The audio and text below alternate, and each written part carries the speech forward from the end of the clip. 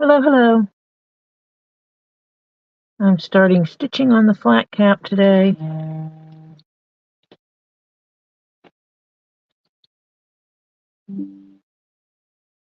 And I will see how this goes.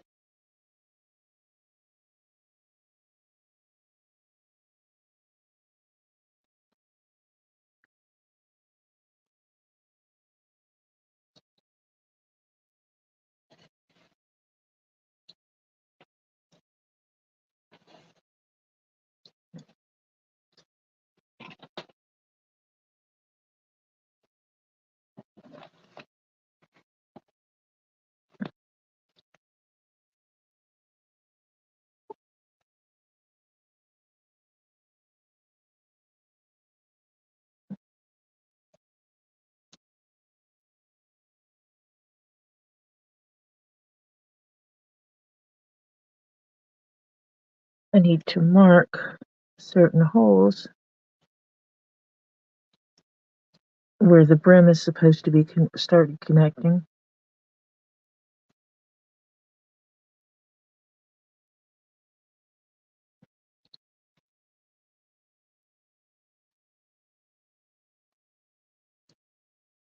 So that when I stitch this together, it comes out correct.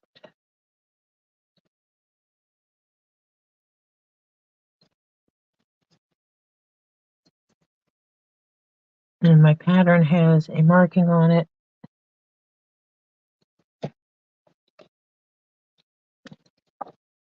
that tells me that's where the visor gets connected.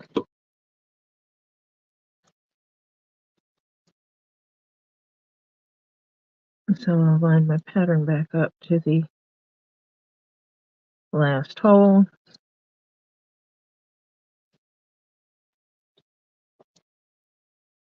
And then I come over here where it says visor, which may be hard to see.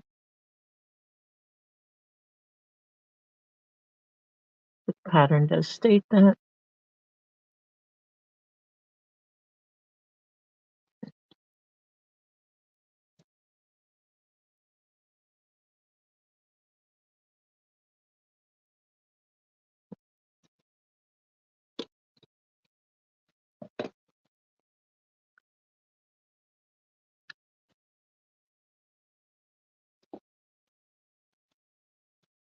And I do that so when I connect this,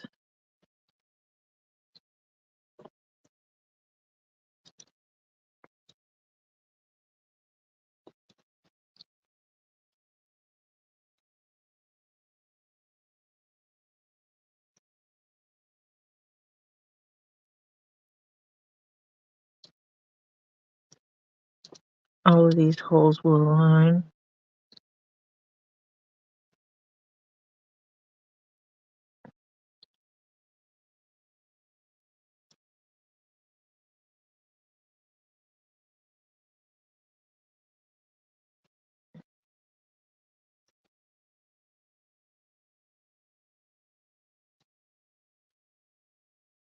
And I always double check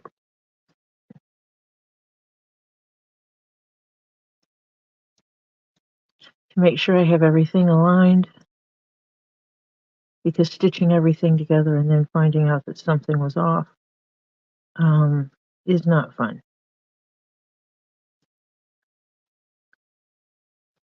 I do have to do a slight alteration on this to thin it out a little bit to put this together so that it's not too bulky on the head when I'm done.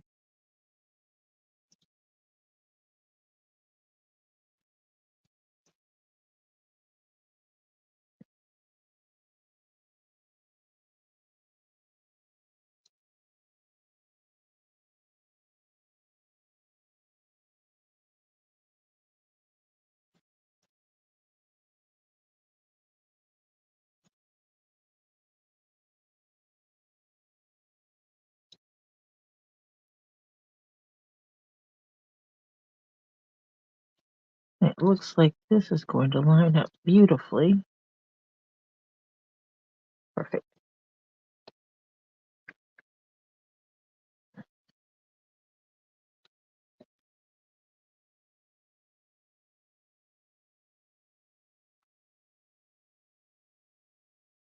So right in front of this stitch line, I do need to be able to fold this.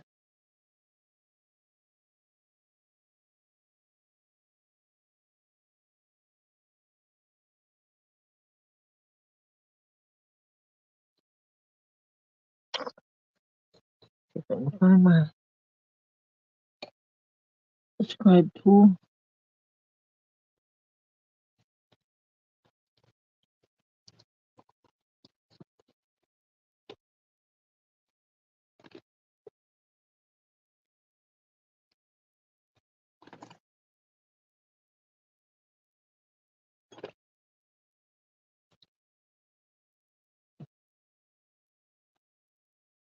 This will work. I'll just use my pen for an anchor.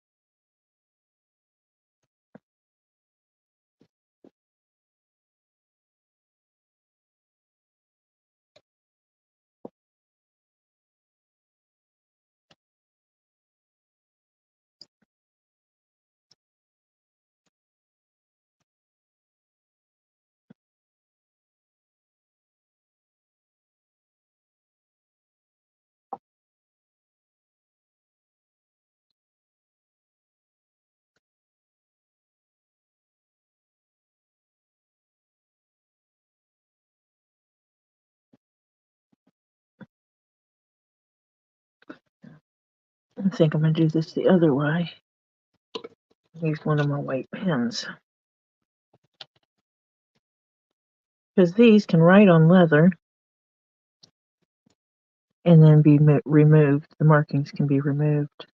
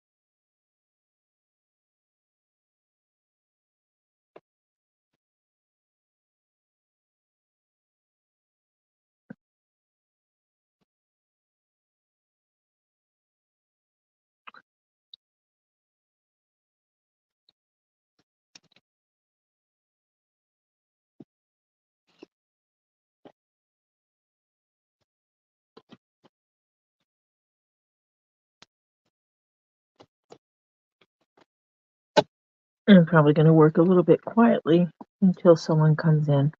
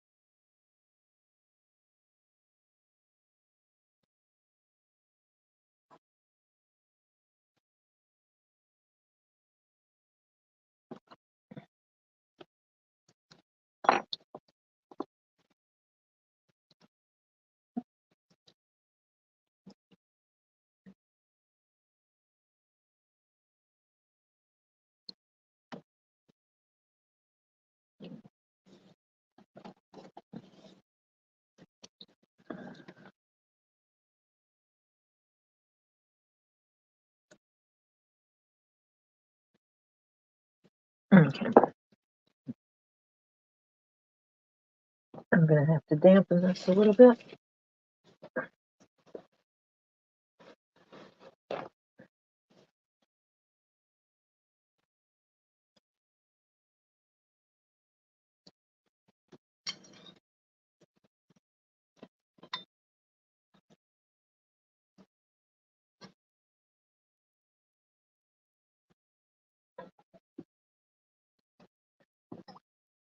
I had some water in a bottle under my table. I keep it there for use in my work.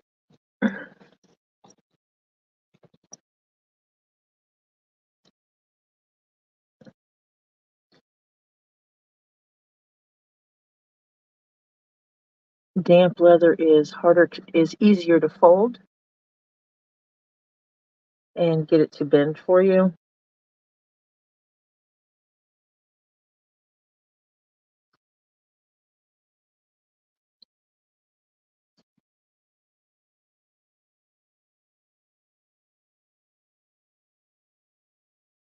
Getting it to stay once you bend it.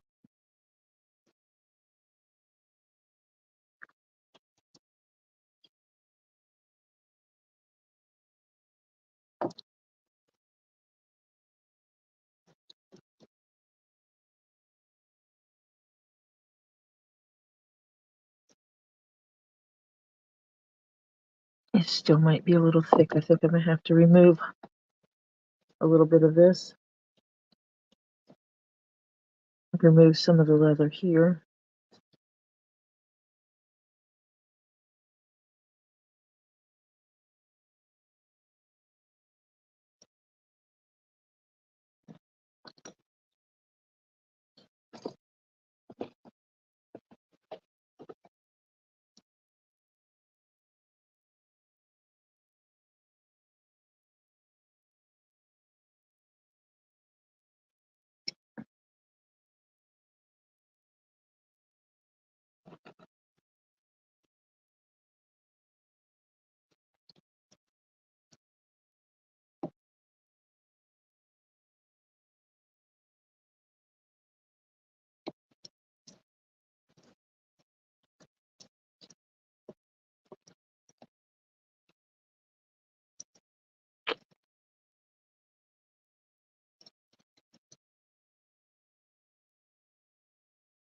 Hmm.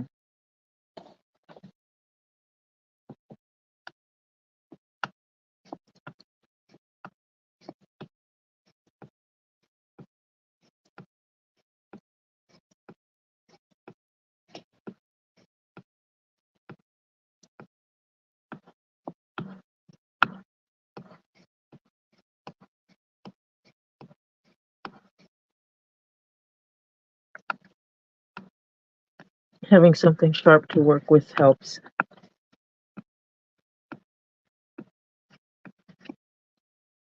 So I'm going to rub this over and try to give it a little bit of a sharper edge.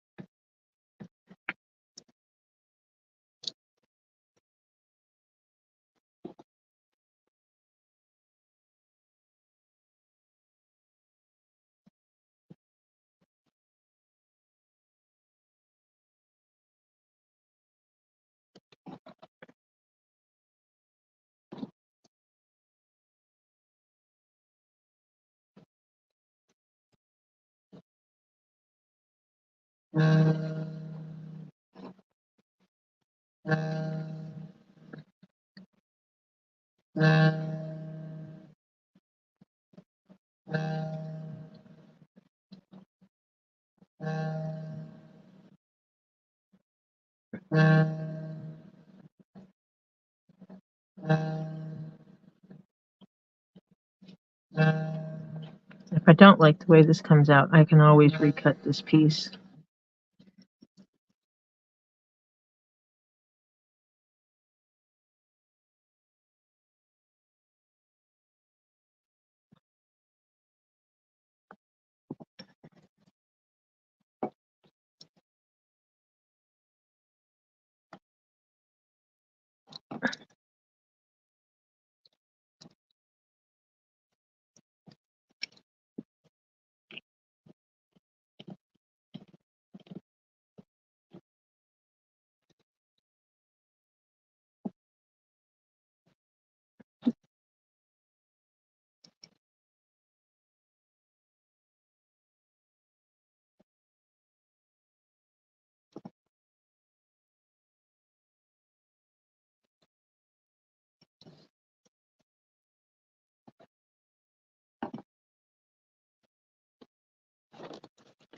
me grab one of my razor knives.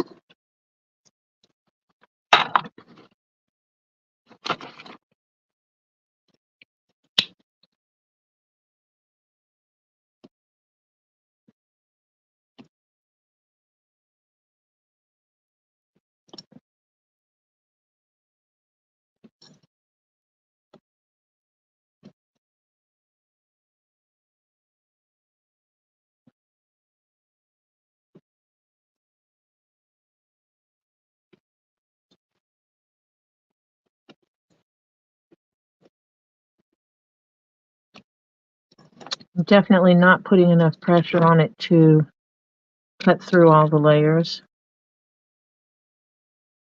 because that would be insanity.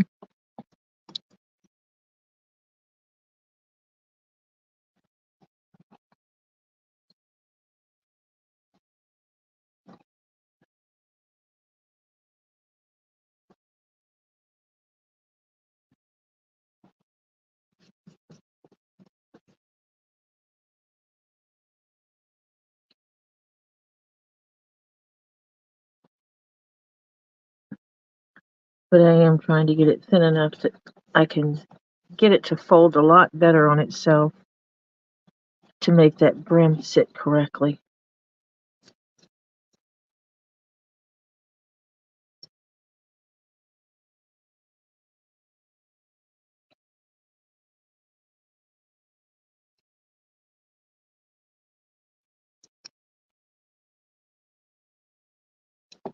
And for some reason, this is not working well on this end, so I'm going to try to use the razor knife to thin this side out just a little bit, because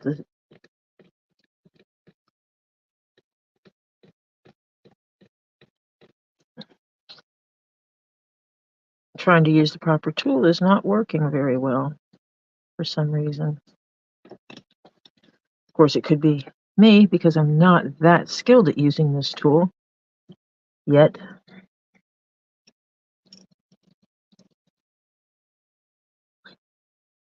And this is my off side, so it's working on the left side of my body, or I need to be able to use my left hand to do that, and I cannot do that. Or at least not very well. So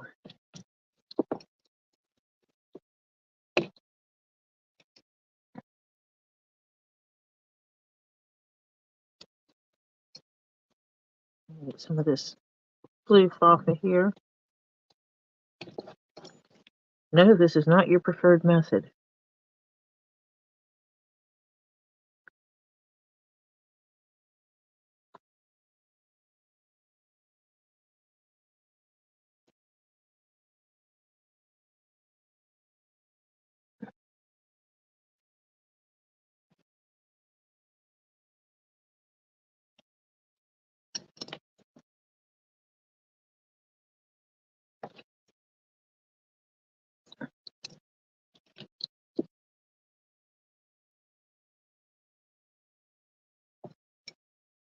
I'd like to get the green layer off completely right here, and that's what I'm trying to do, is skive it down where the green layer is gone.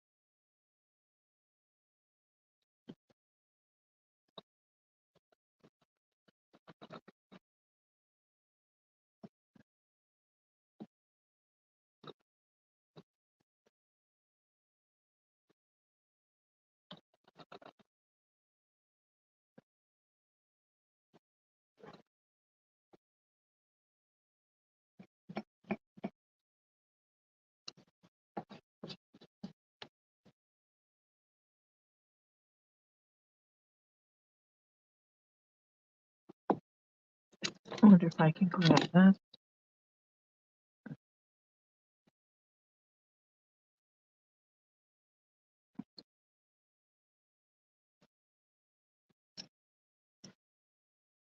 The glue I use really holds stuff together when I bind multiple pieces together, and that's exactly what I did here. Was I used leather glue, and I glued the green leather to the black. And the glue I used is rather sturdy, so it's not letting me get it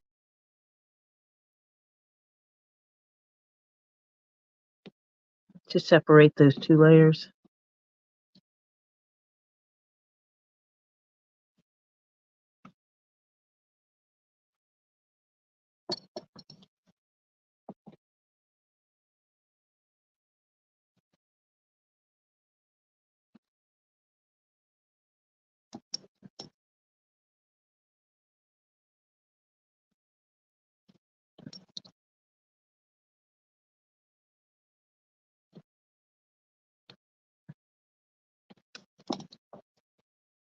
And there it is.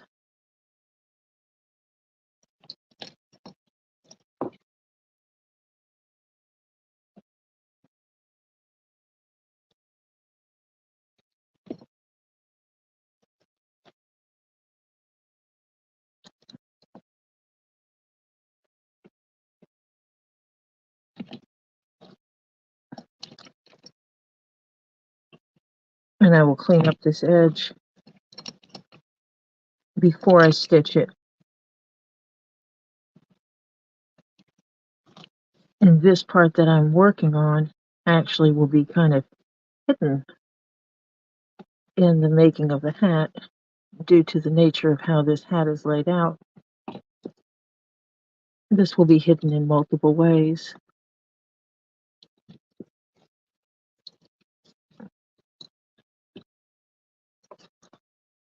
And see, that is going to make this bend a lot easier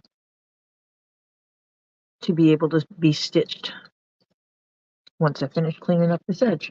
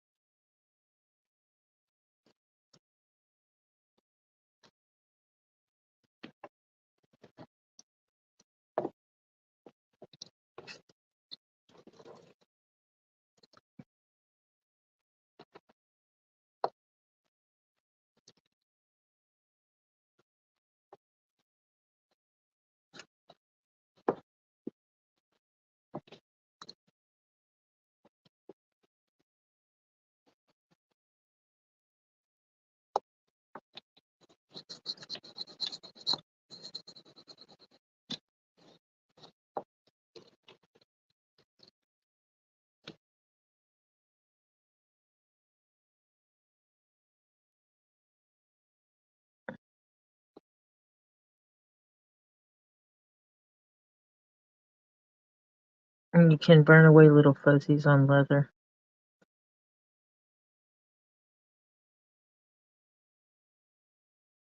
It does work.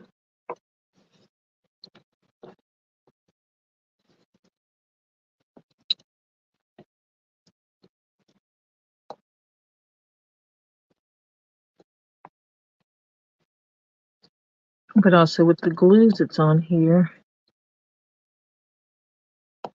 the heat helps keep that going. It heats it up a little bit and softens it. So now I can also wet this side.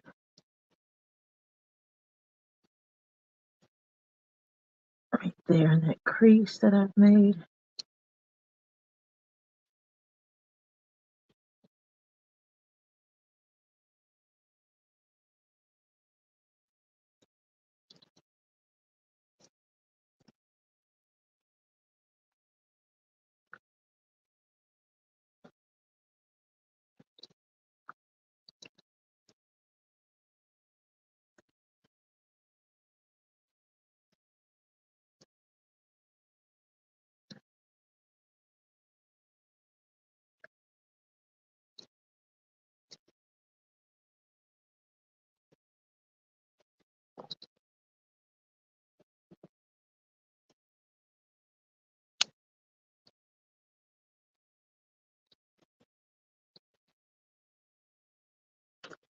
Nope, I'm going to have to redo this part.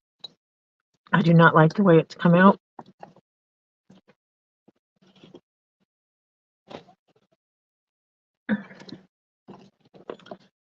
So that's what I'm going to do. And then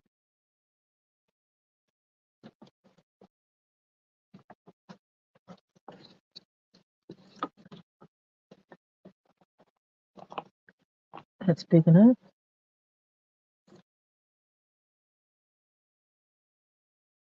Got my pattern piece here. And this is the nature of how it happens sometimes. You'll work on something and you'll be like, I think I got this. I think I got this. And then you're like, I don't like the way this looks.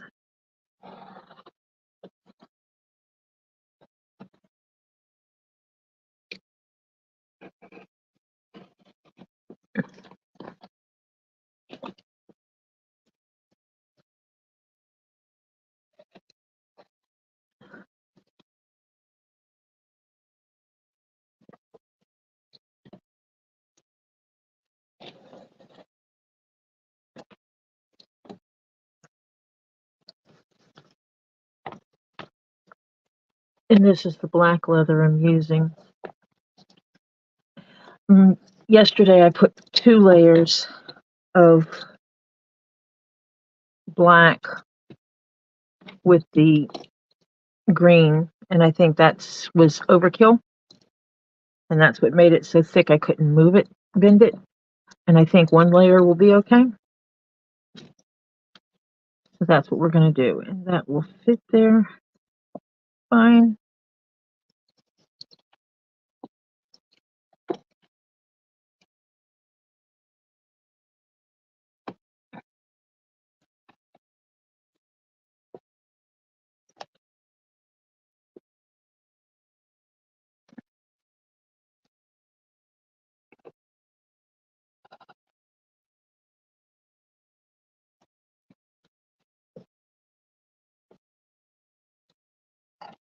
First time I made a hat, I came out terrible. I had to redo quite a bit of it. I wound up redoing the entire hat because it was so bad.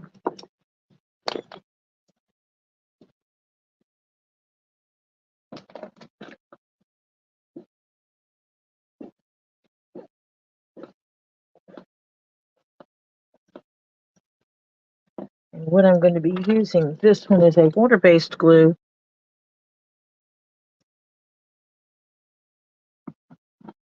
But it is an extremely strong glue. And the only reason why I'm using a water-based glue as opposed to one that's not water-based is because this piece will be stitched around all edges. Therefore, I don't have to worry about it coming apart. But this is one of the glues that you put on both pieces.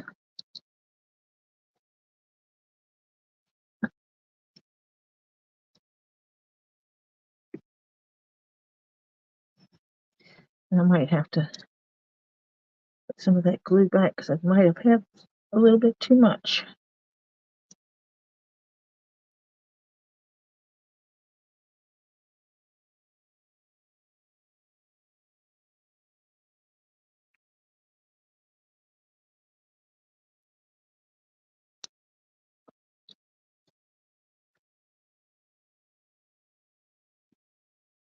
It absolutely does not take a ton of glue.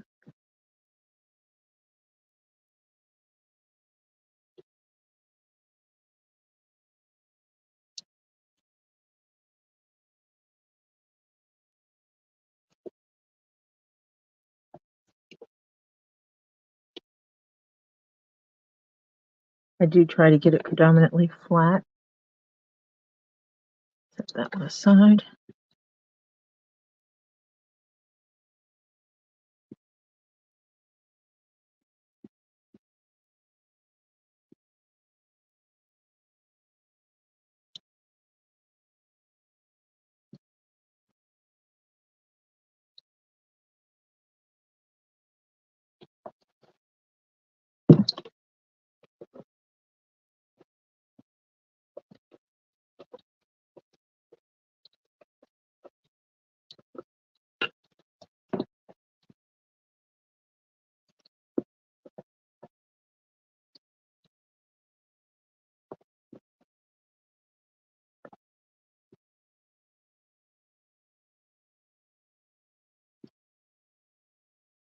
I'm removing some of the excess glue because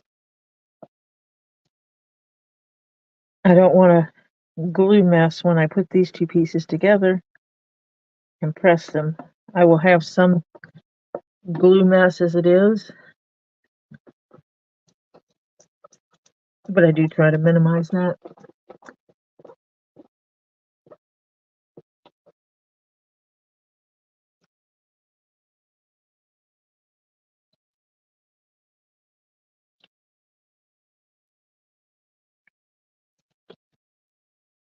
Set this over here.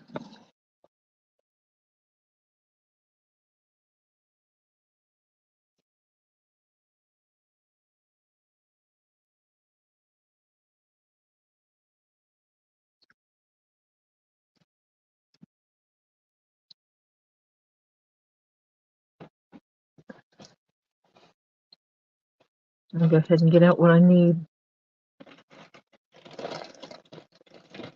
What I know I will need. One of the things I use quite a bit are baby wipes because they clean up everything. And then I'll get my handy dandy roller here.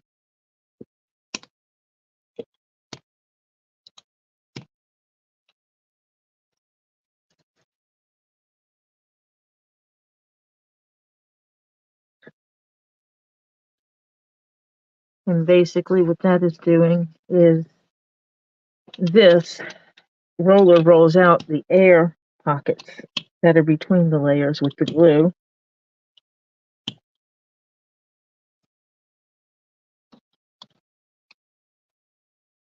And leaves you with a better adhesion of the two-layer leathers.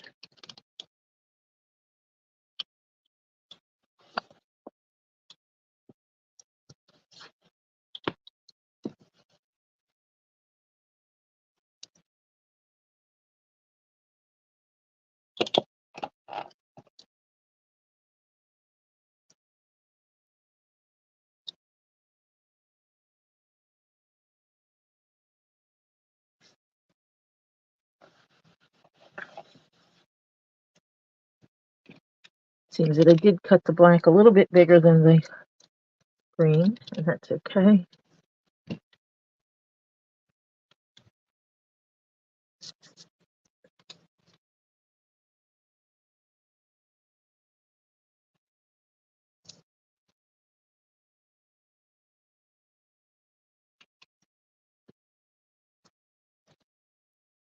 It will not take that glue very long to dry. So let's set my paper towel there. Set my napkin. Baby wipe up there. Go ahead and set my paper towel there in case I need it. I'm going to lay the pattern while this dries.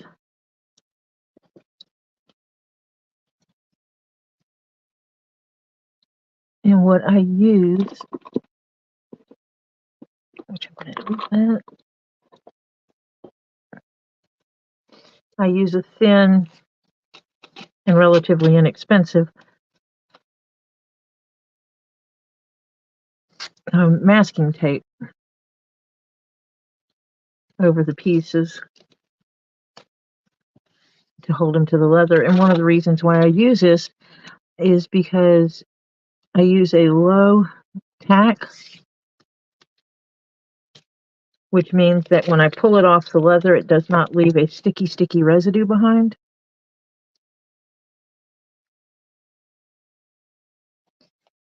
Yeah, there's no residue left behind from this. So you don't mar up your leather with tape. Some tapes, and I have some masking tape I cannot use on leather because if you leave it more than 5 minutes, when you peel it back, it's sticky underneath. And you don't want that. You don't want that stickiness on your leather.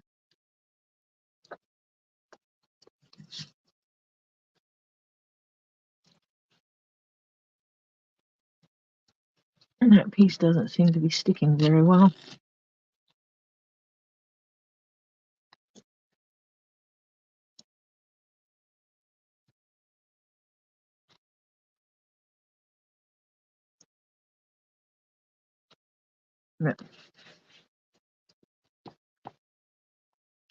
And you can see that on this edge that the glue is almost completely dry. It dries pretty fast.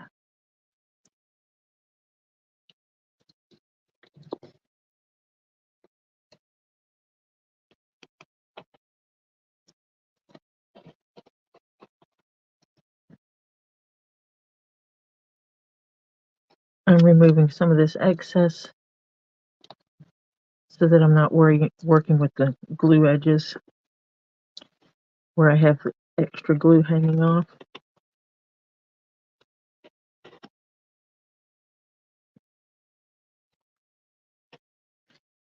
Also gives me a chance to look at the inside and see how the glue is doing.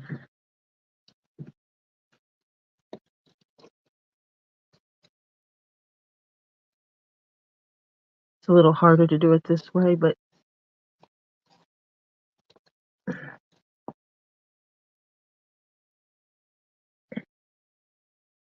I actually usually do not use scissors to cut things out.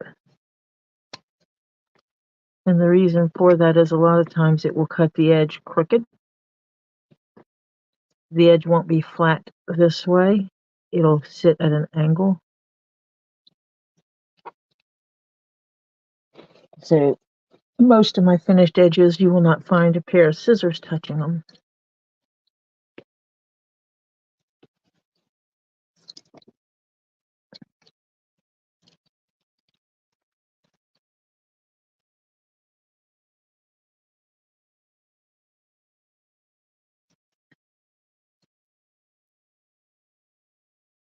And I also do not use my really good fabric scissors on leather.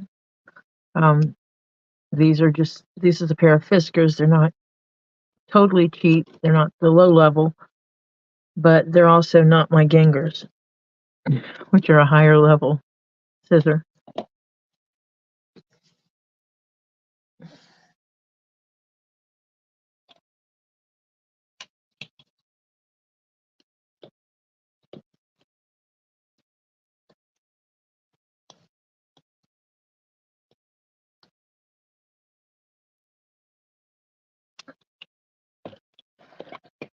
Okay.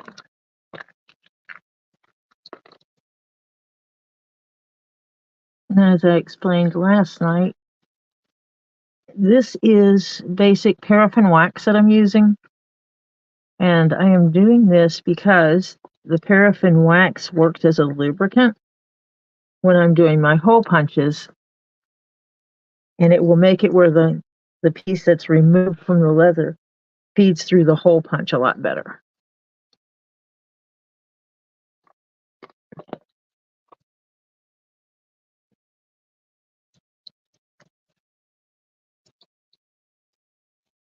Just a little too much there. Had to remove some so I could actually see what I'm doing.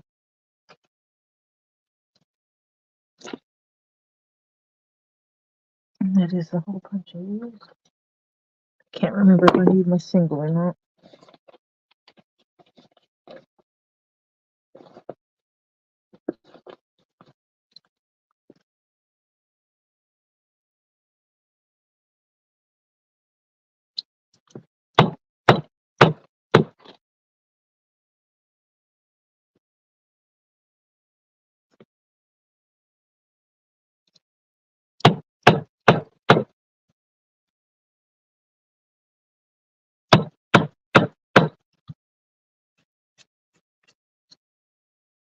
As you can see, it feeds through quite well.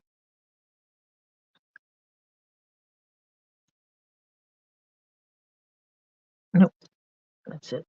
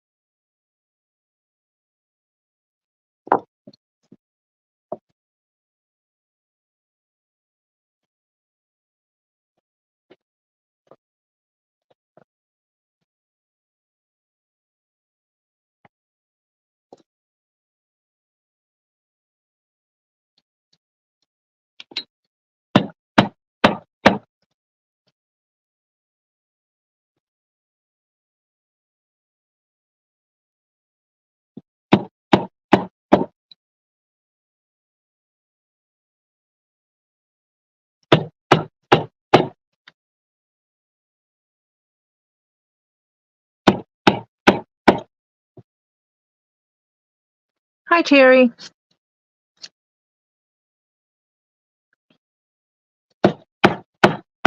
It'd be a nicer job if I wasn't redoing a piece that I did last night because I messed it up.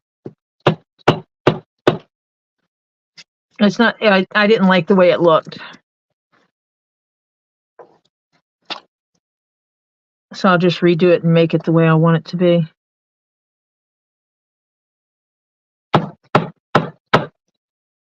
I hope you're doing well today.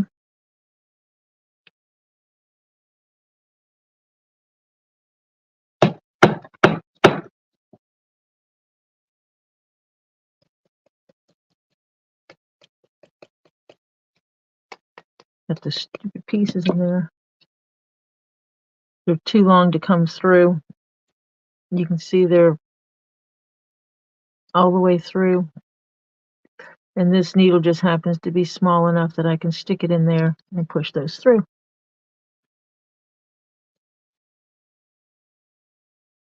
Hi, Carolyn. Sleep is good, Terry. I think I got 6 hours last night.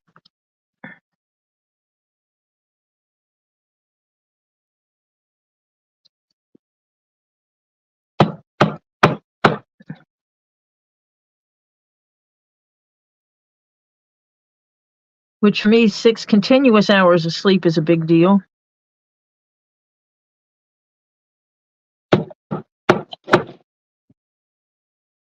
Just knock that off the table. Everything on the table vibrates and then things start falling over.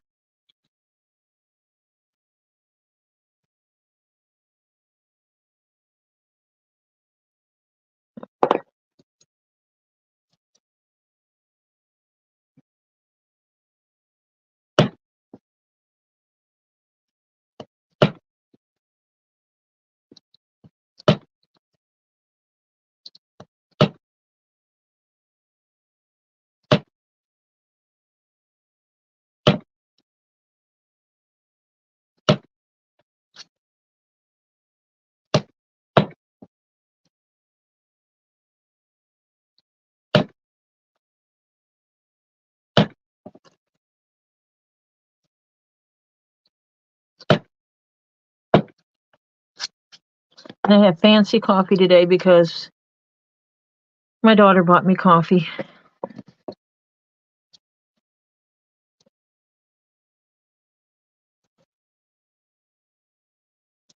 Which I just realized this thing has her actual real name on it.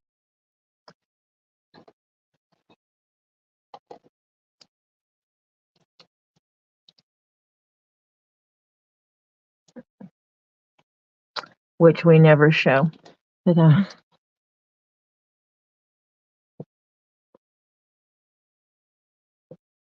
nice hot peppermint mocha.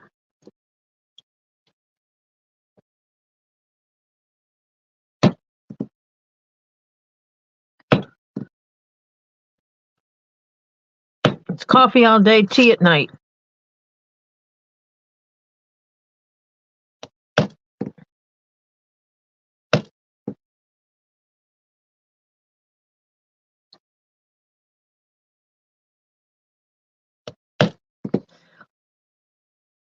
I think it's the older I get, the less my body wants to sleep.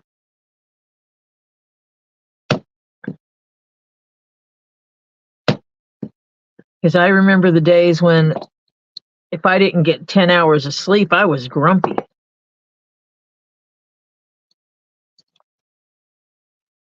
And then I went through a period of time after my husband passed where I was lucky if I was getting 2 hours of sleep at a time. But that was grief.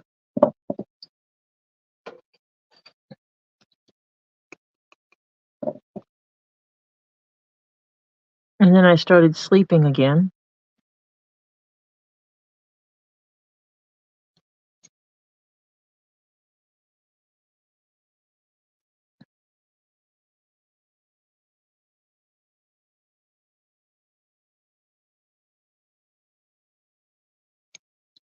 Oh, I just poked myself with a needle.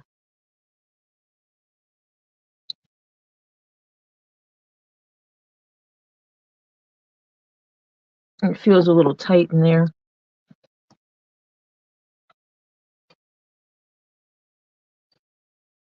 I need to make sure that all of this is out of here because I am working with leather I just put glue on not that long ago.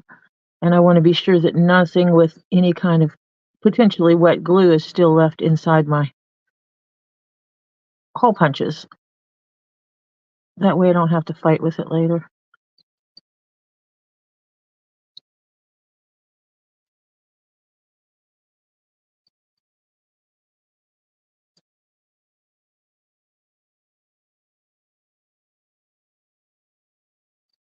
And when there's glue left in there, you can start to feel the drag on the needle.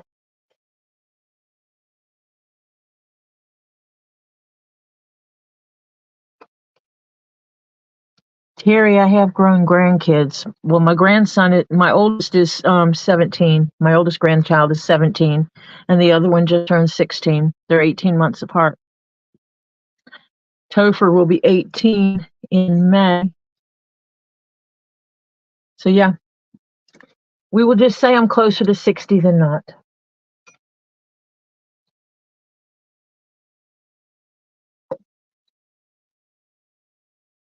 But I thought everybody knew. Robbie and I are very close in age.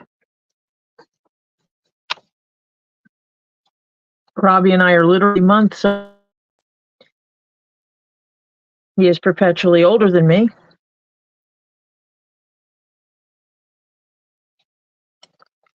But yeah, Robbie is 3 months older than me.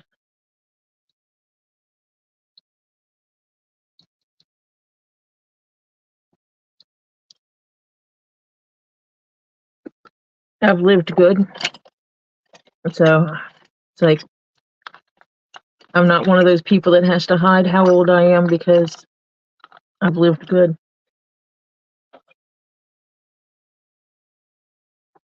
Doesn't bother me.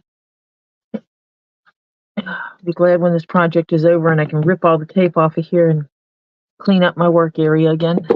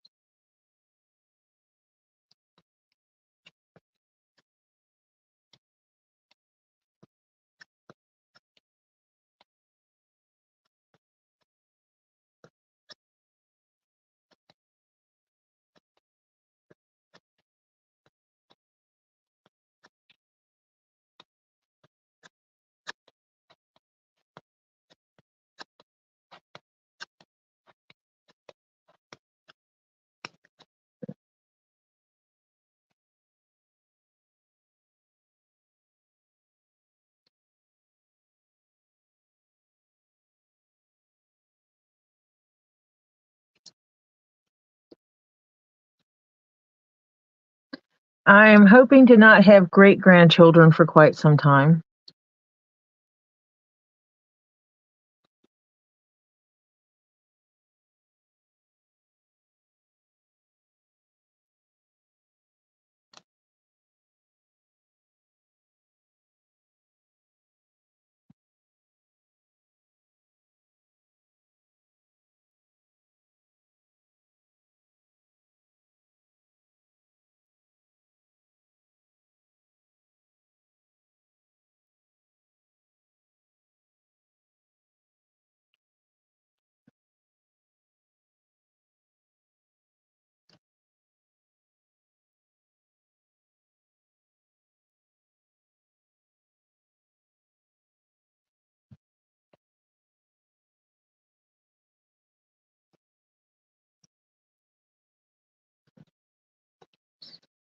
We're lucky that both of the grandkids are more concerned about what they want for themselves in life than what they are about being in relationships to make babies.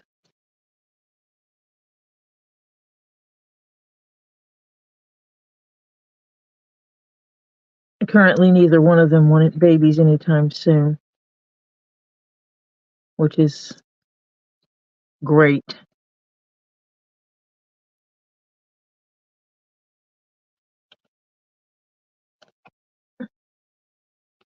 But I've also told them I don't want another generation of children in my home living here. So they would kind of have to be on their own making money before they make the babies.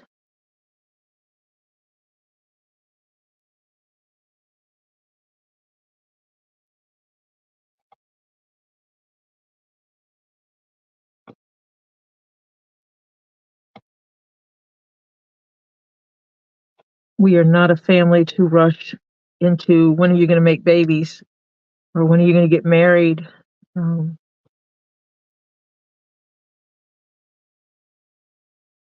so I'm hoping that because we don't push those kind of agendas, that the children will wait until they are financially stable, or more so financially stable and able to take care of their own.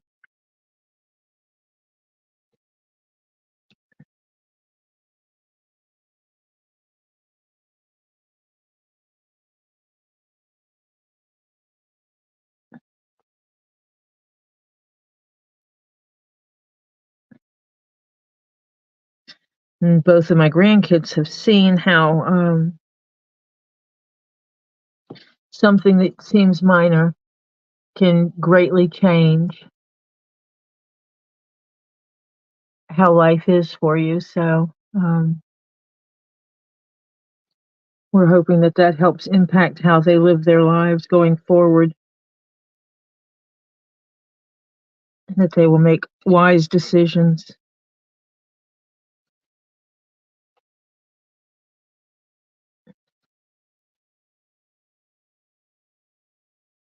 I try to keep them somewhat involved by letting them know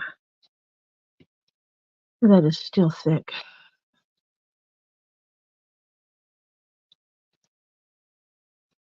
Letting them know how the bills are.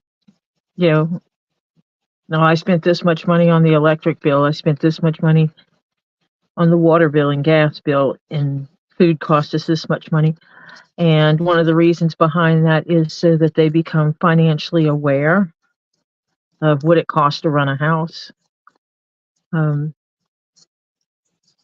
because they don't teach those kind of things in school.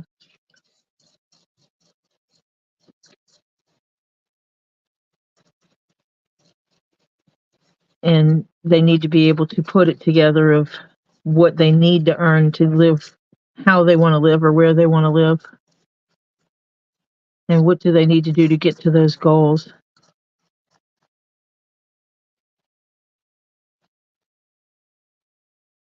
I try to teach them all the things I wish they would have taught me when I was in school.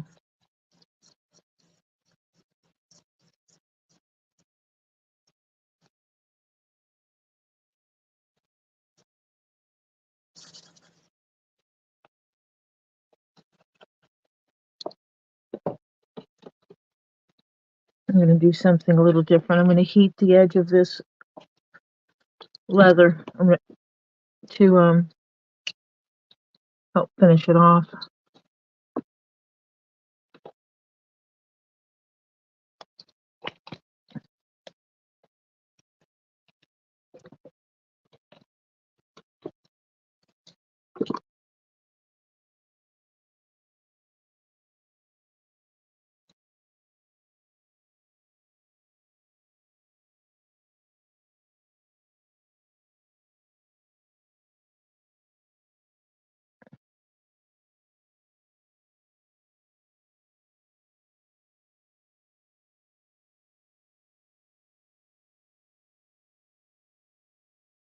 Yeah, we don't come from a wealthy family.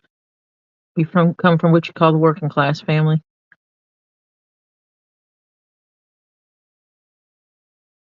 If I don't work, we do without. That kind of,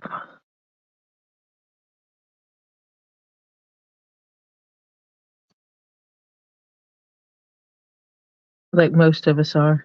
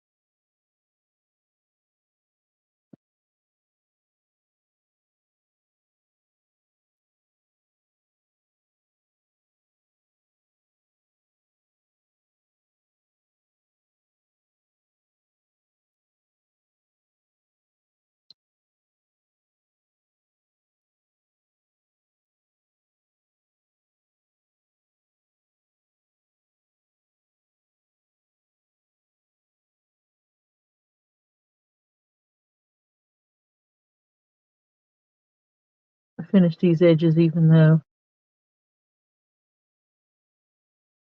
they may not be seen. But at least I know they're finished.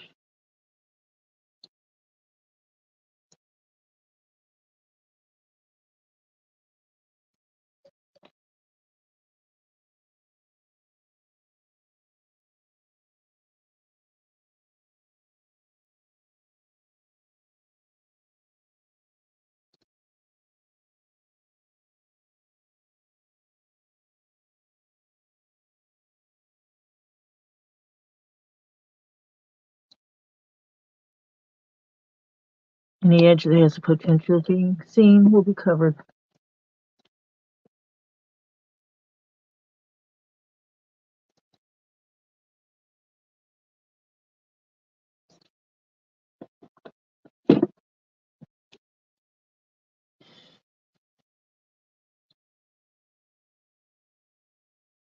This is just a little heating iron.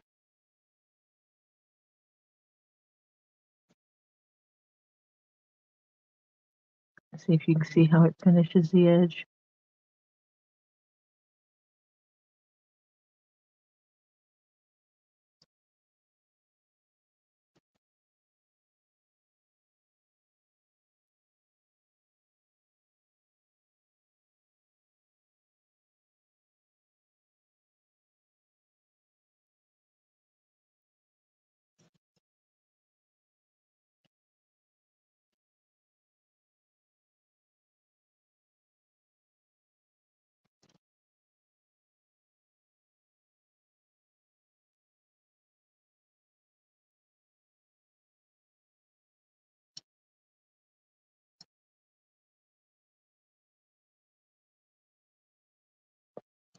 What turtles?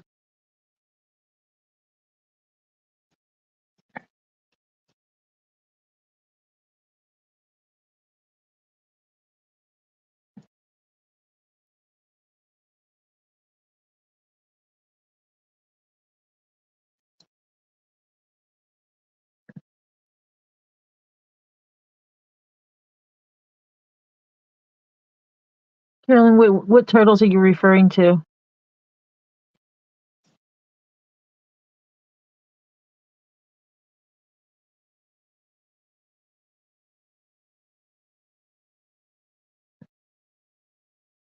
I do have a box from Kendra on the way to me, and my box from Lisa is sitting at Lisa's waiting for me to come down. So if it's either one of them, I'm not going to see it. And my box from Robbie's is been sitting there for 6 months.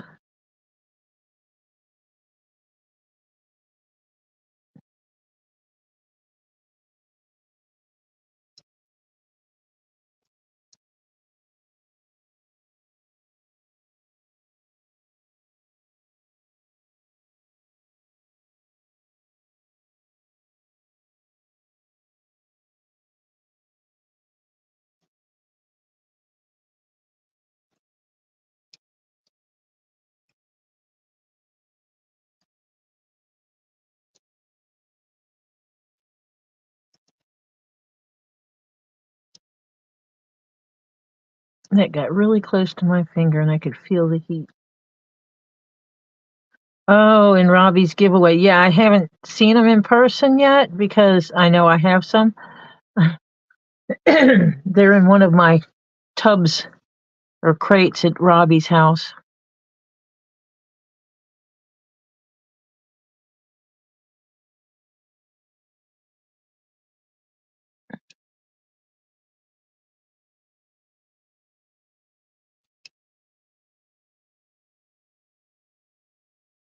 He likes to hold my stuff hostage, so I have to come get it.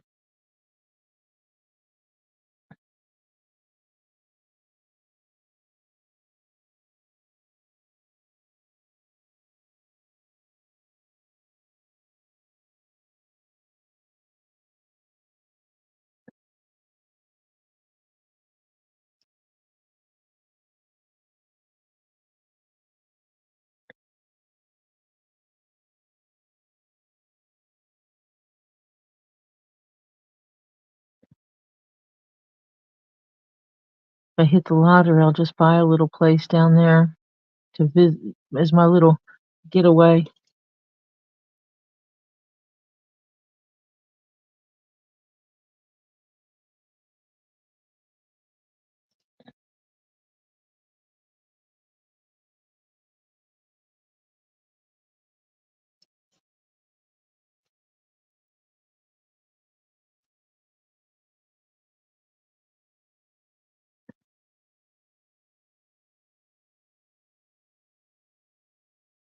Hey Terry, you always get some good pieces.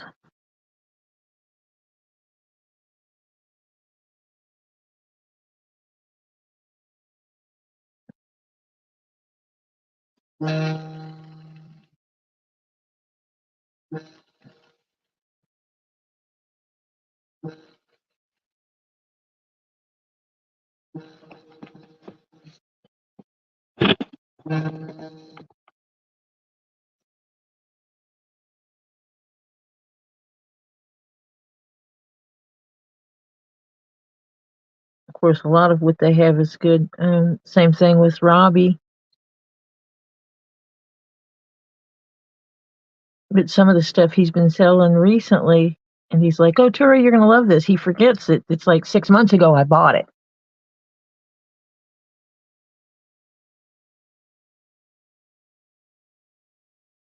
And so he tries to get me to buy stuff that I already have, not remembering that I bought it. I bought something identical to it before. And it's like, oh yeah, you can have more than one of something, but when you have limited space, you have to watch what you get.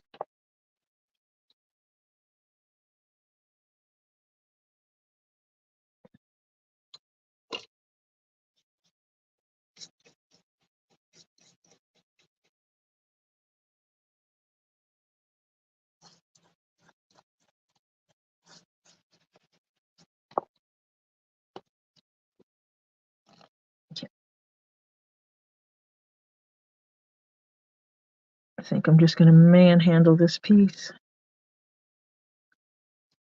and get it to fold.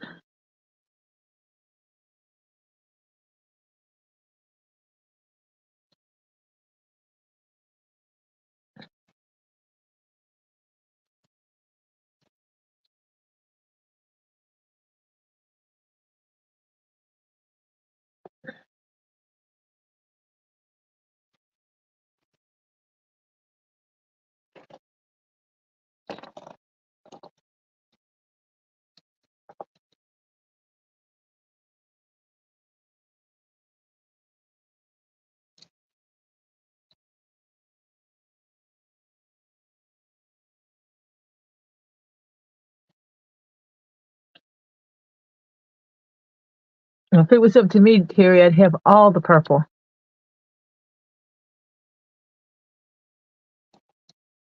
Yes, Terry, woman, handle it. I'm going to handle it aggressively and make it do what I want it to do.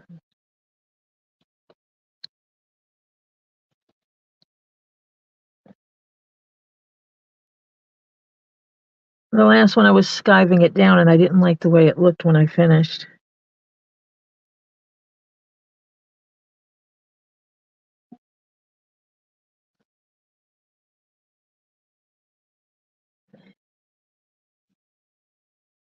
And this is the part that goes to the head, and most of this will be covered up.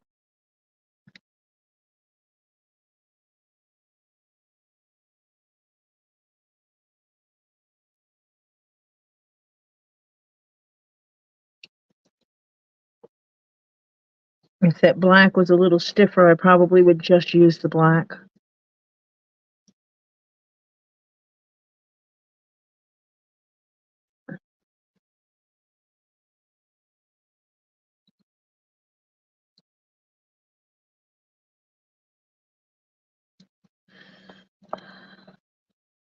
I think that'll hold. I don't think I'm gonna need those clips. I tape back. Put that back. Finish with the hammer. Finish with the brush. Won't need this.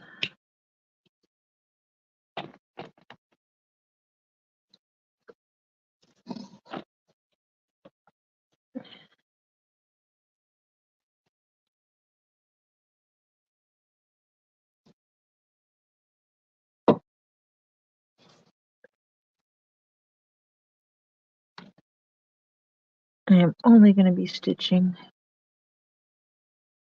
from here to here.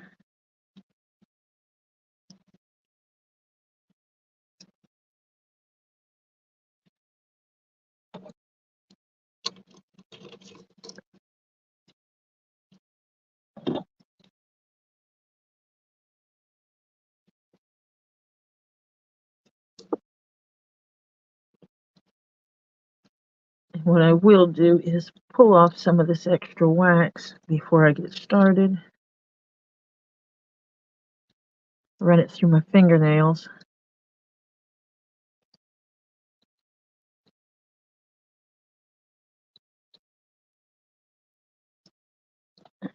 Pull off some of that extra wax out of the thread. Terrible, I've been on here a little over an hour and I'm just now starting to actually get stitching.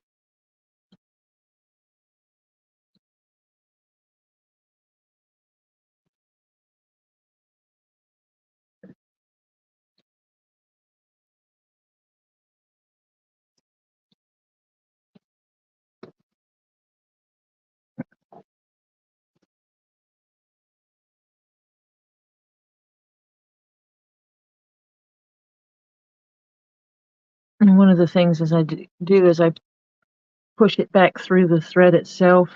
And you can see the extra wax on there. And that actually locks it where my thread doesn't come out of my needle when I'm stitching. It's frustrating when you're stitching and you go to tighten something up and then the needle comes unthreaded.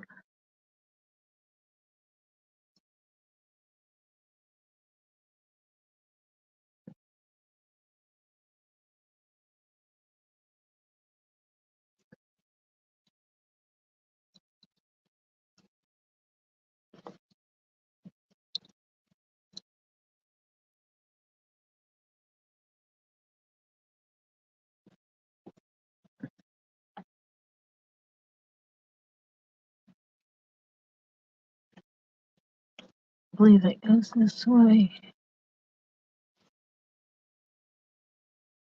Yeah, because this is going to be on the inside of the hat.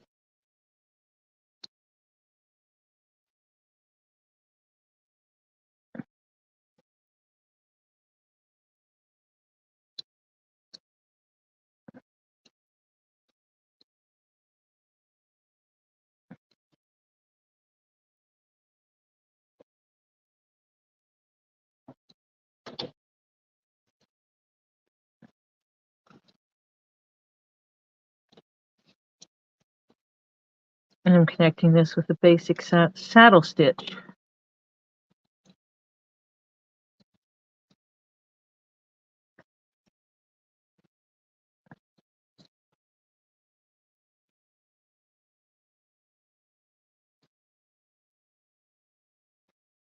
And this will be one of the hardest pieces to work with because of the thickness of this one piece. That is not where I wanted to go with that. I turned my piece. That's bad. Pull that stitch right back through.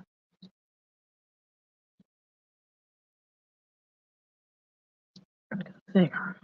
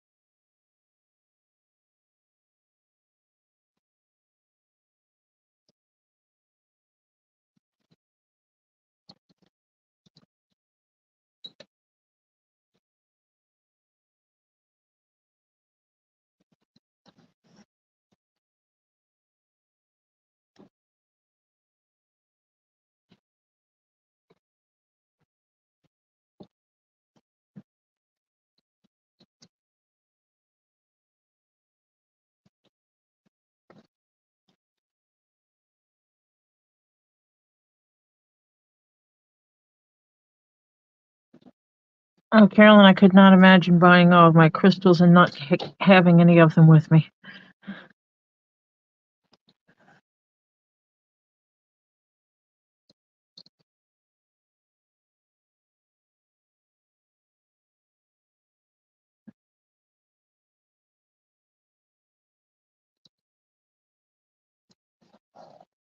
Oh, keep catching that piece.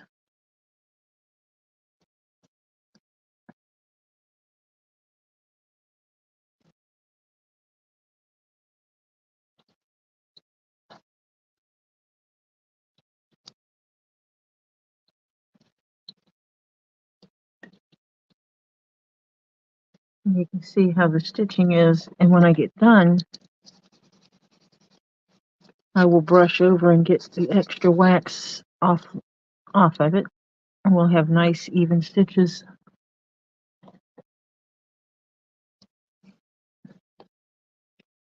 See?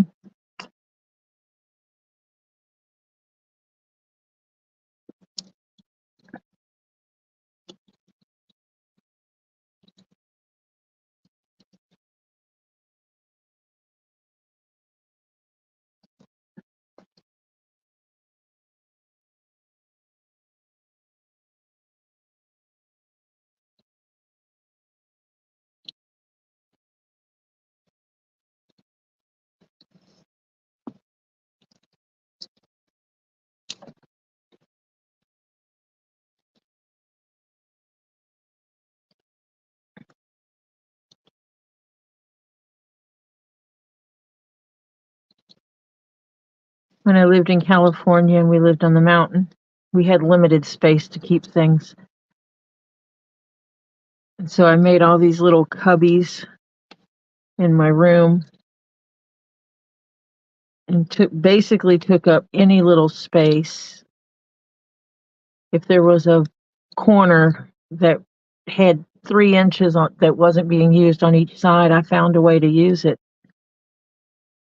I would make little containers out of cardboard or whatever so that I could stash things in them. Because I am a collector of stuff. Other people call it hoarding.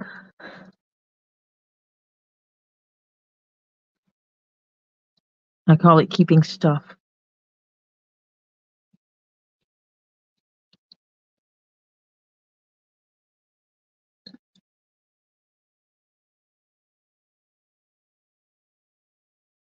But then again, I work from home, so my office is in the house.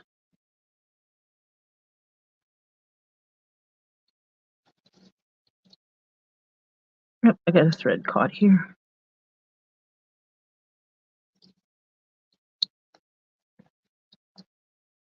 Here we go.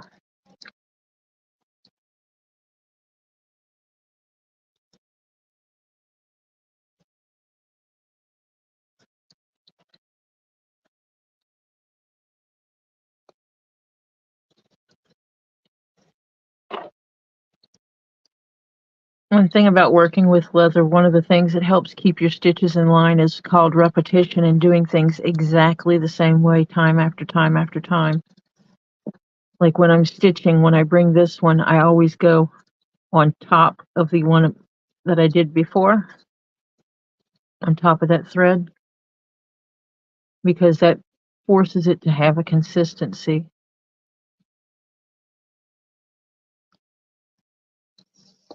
If I were to change it to going under sometimes and over sometimes, then my stitches would show, they would start leaning one way or the other, and you would be able to tell. It would look like a zigzag stitch. And I'm not perfect, and I have done that in the past and ripped it all out and started over.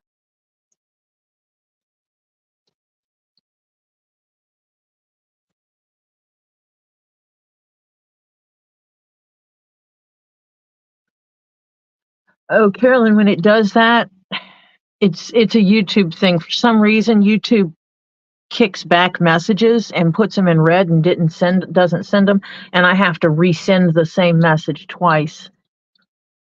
It happens to me all the time on Robbie's and on Lisa's channel.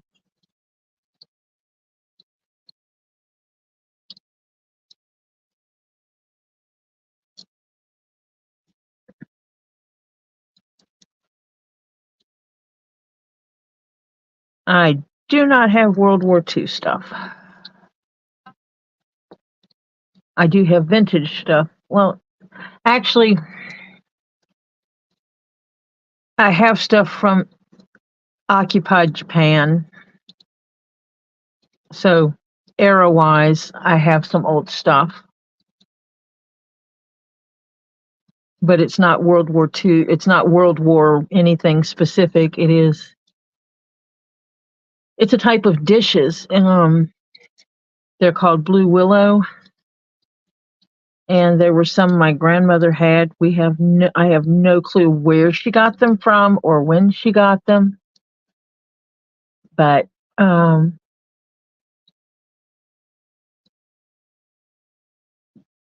plates were my grandmother's. She kept them in her top cabinet the whole time I knew her. And when she passed, my mother inherited the dishes and kept them in her china cabinet. And when Mom passed and it was time for my sister and I to divide things up, my sister said I could have everything in the cabinet. That she didn't want any of it, including the cabinet. So I took all the dishes, and I was happy with that.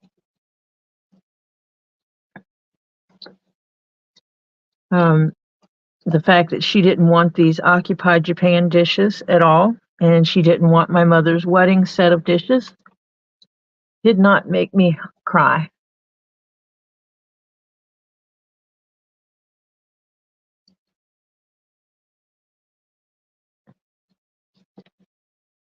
I understand that Christmas thing. My cousin was birthday was 2 days after Christmas, and growing up her entire childhood, her parents always told her that her birthday present was included with her Christmas, even though she didn't get anything more than her brothers did, which I thought was pretty crappy.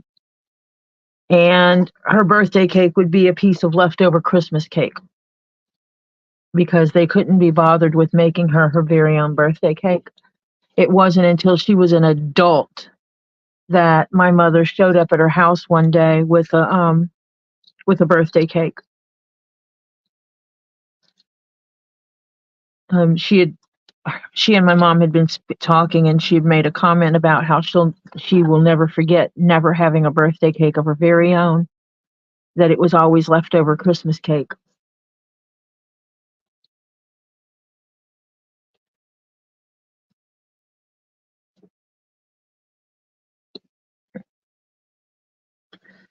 And for us, we always bought her a separate gift.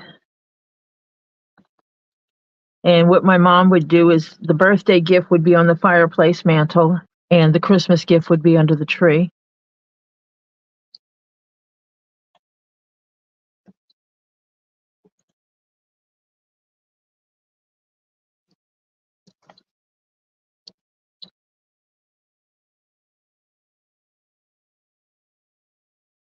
It's like I don't care when this person's birthday is. You never combine gifts like that of saying, "Well, this is this is your Easter and your birthday." No, no, I want separate gifts.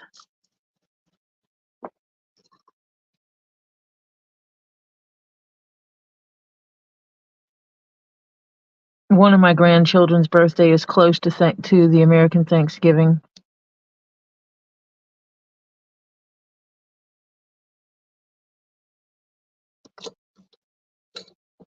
but my anniversary is as well. My anniversary is the same day as Robbie's birthday.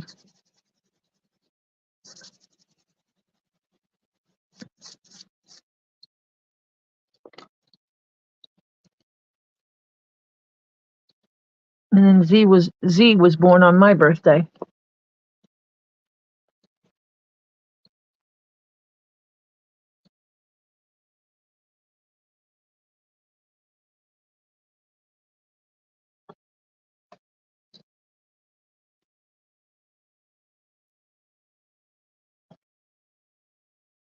It was the first. She made me a cake this year. I hadn't had a cake since I was 45, and my birthday. So you haven't had a birthday since you're 45, so you're still 45.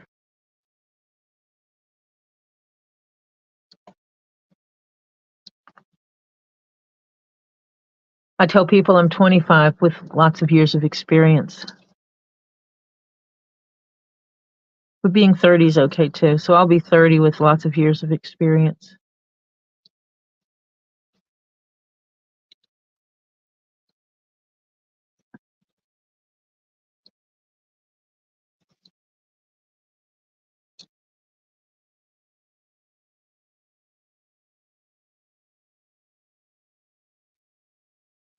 So your birthday is the 22nd as well?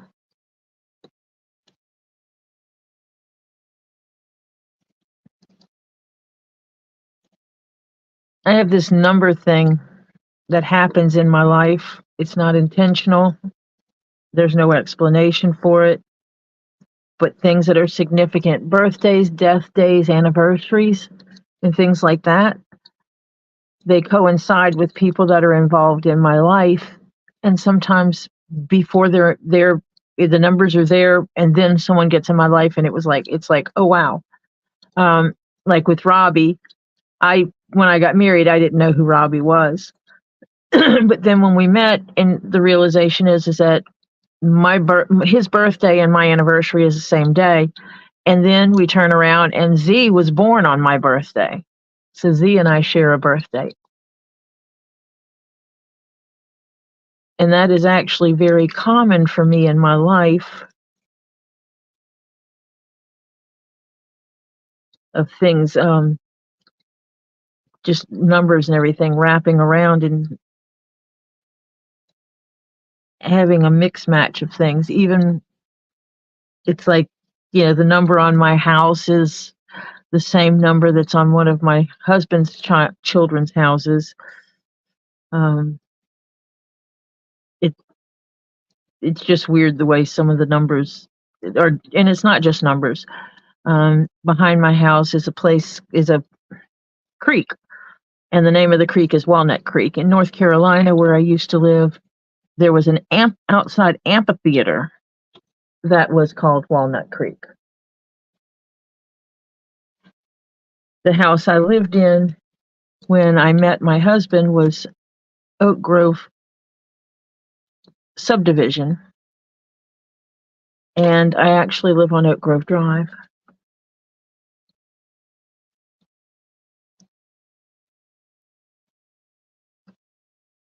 Yeah, Terry. Um, I actually have no insight as to what numbers they're pulling or anything like that. I don't know how many people believe that or how many people think we cheat, but we absolutely do not cheat. Otherwise, I'd win every time.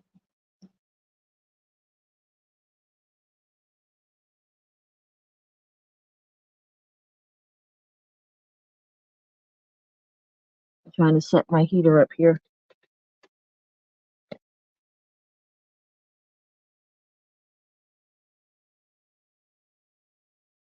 I get a little under the desk heater. It keeps my feet warm.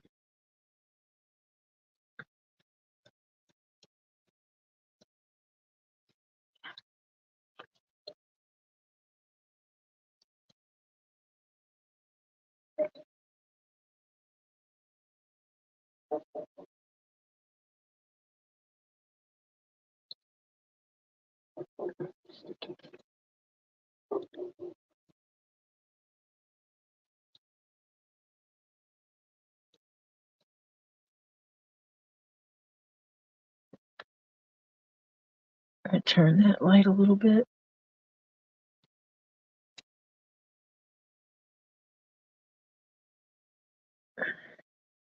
I adjusted some lights in here.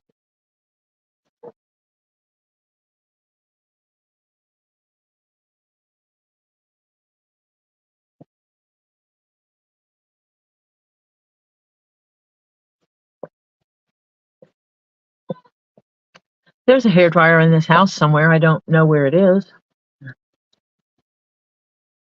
because I don't use a hairdryer.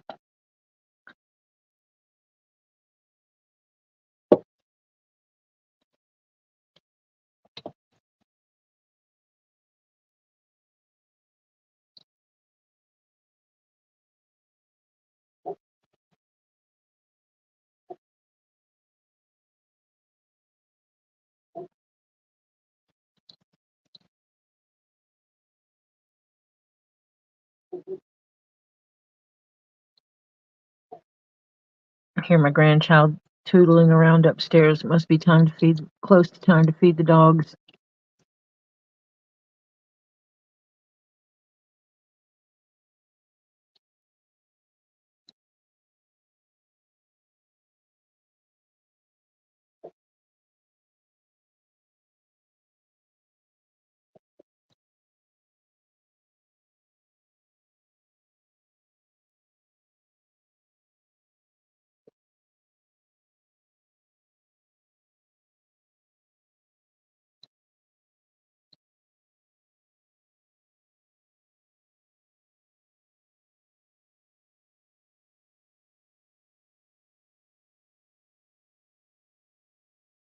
I know, I have ironing boards and iron.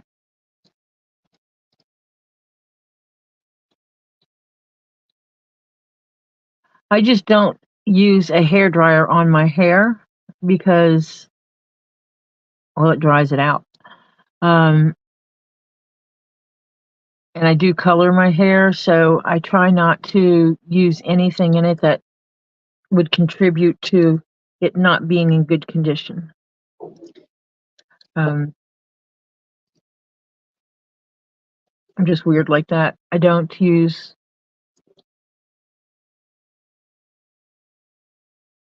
any. I don't use curling irons in my hair. I don't use a hair dryer. But yes, Terry, it is weird that you have a hair dryer and no hair.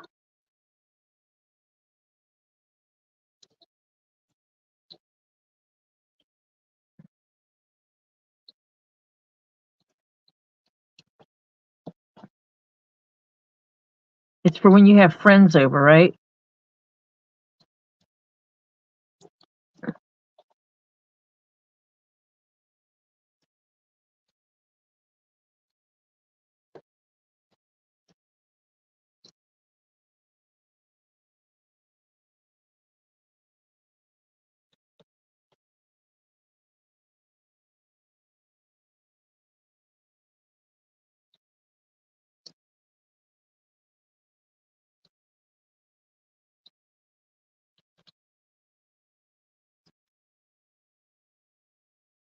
Pull these snug. Ah,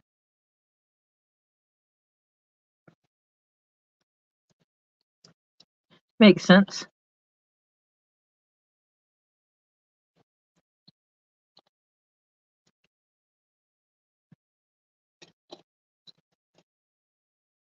I just got my little heater because my daughter stole mine because hers died. So she stole mine. So when I came down here to use the heater, I didn't have one, so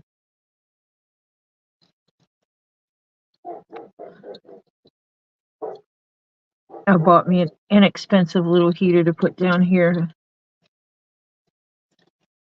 to take the bite out.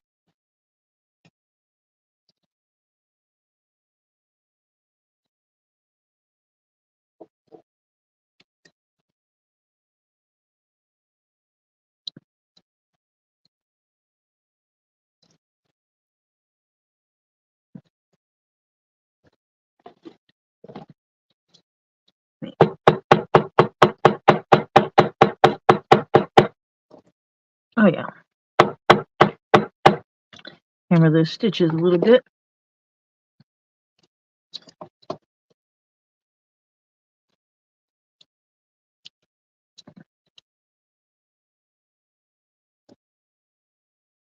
Snip that edge even.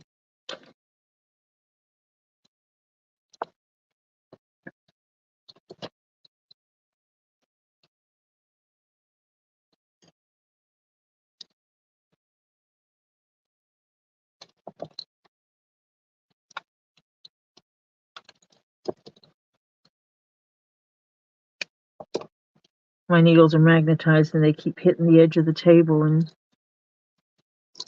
sticking to it.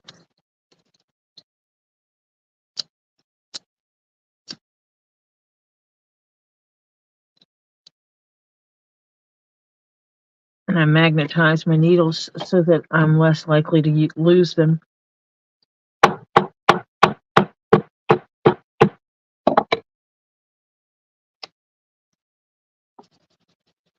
know that pounding is so nice to listen to, isn't it? Pounding the stitches seems to set them and make them, I think, look good. And so while I'm working on something else,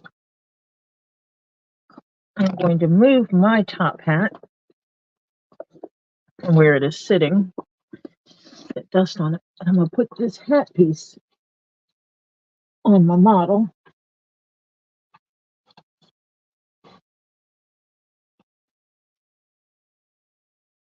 So I can maintain the shape.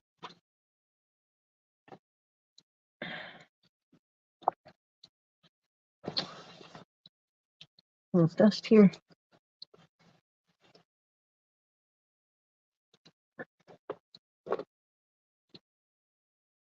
That's my top hat.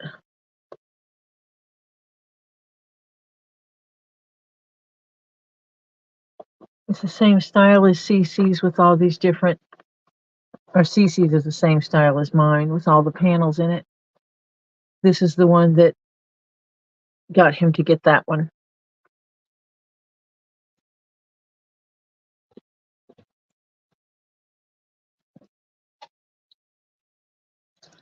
And I keep it over on one of my dummy heads.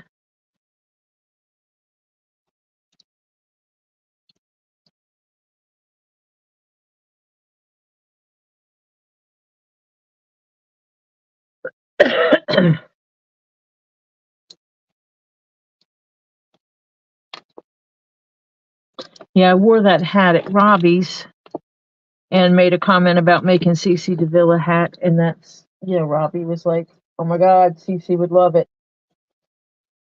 And he sent him a picture, and CC was like, oh yeah.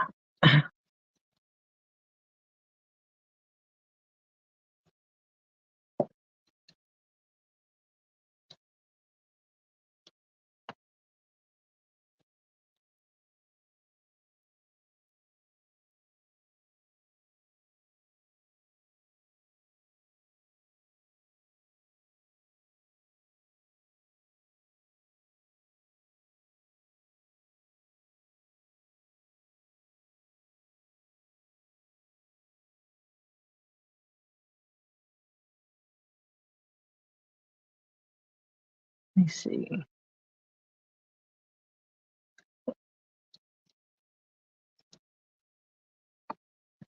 I have to look at the file and make sure I put these things together. I have to find out if Robbie has sent it to him yet.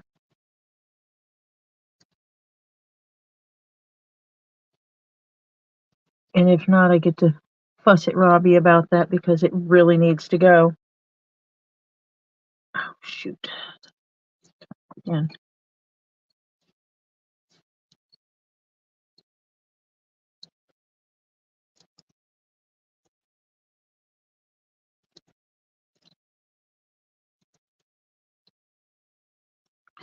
I use a little bit more than 4 times the length of what it is I'm sewing to make sure that I have enough thread. I would rather throw away a little bit of thread than have to splice thread halfway through my project. And really, I keep, when I have long pieces of thread left over, I keep them to do things like marking my leather when I'm working, like I did earlier.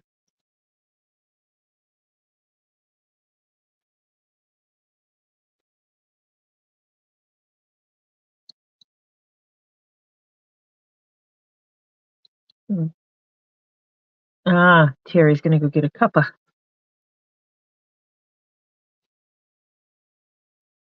Do you need me, Topher? My grandson Topher is here. You can say hi to people. You can just say hi. No one can see you if you go over there. No, this is my work area. This is all that they can see. Topher is respectful and does not like running around without a shirt on in front of people, but he runs around without a shirt on in the house.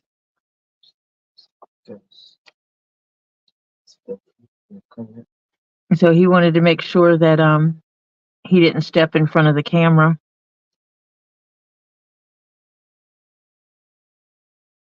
Carolyn said hi. Hello. Unless you're right here where my hands are, they cannot see you, so you can come over here.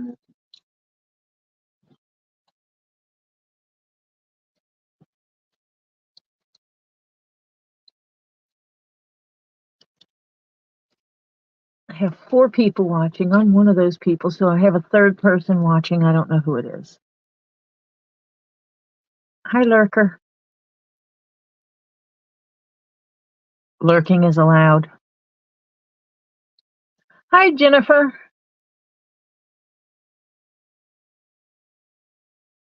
I hope you are feeling well.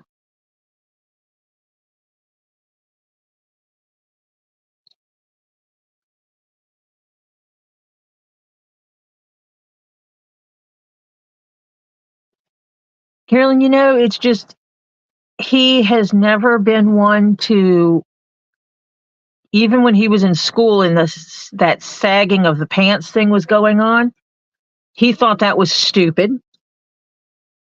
I attribute this to his autism, that his autism has a certain brightness about it. But he found that sagging of the pants was stupid and would never sag his pants, even though all the other kids in his school were doing it. He doesn't want to run around with his body hanging out without a shirt on in front of people. He will not even work in the yard without a shirt on.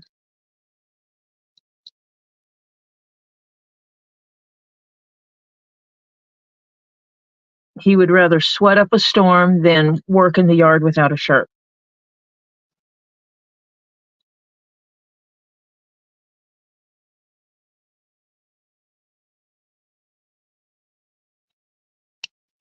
Jennifer, I believe that you did your research and that you have fabulous doctors lined up for your work.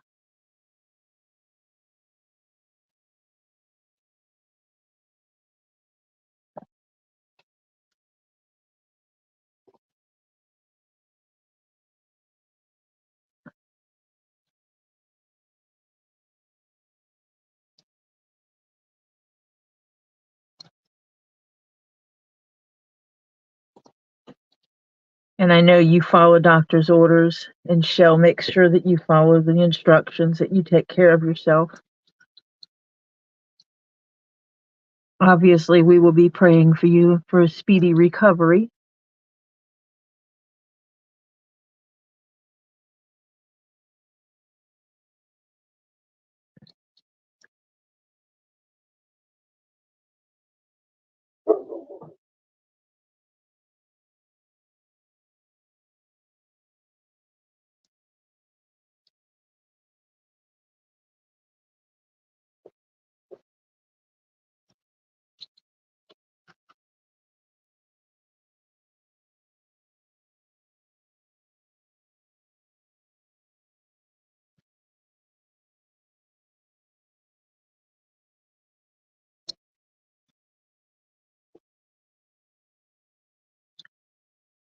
Jennifer, this group that I know from the YouTube community are very big at putting prayers up for people when needed for healing and recovery.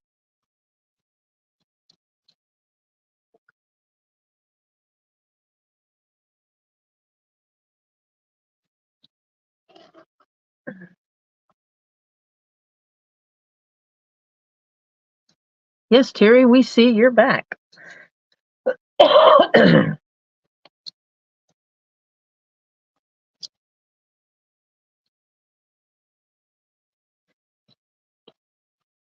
I think the guy's going to like this flat cap. And I found out today he sent me the rest of the money for this hat. So as soon as it gets finished, I get to ship it out. And this is the way I like for it to work.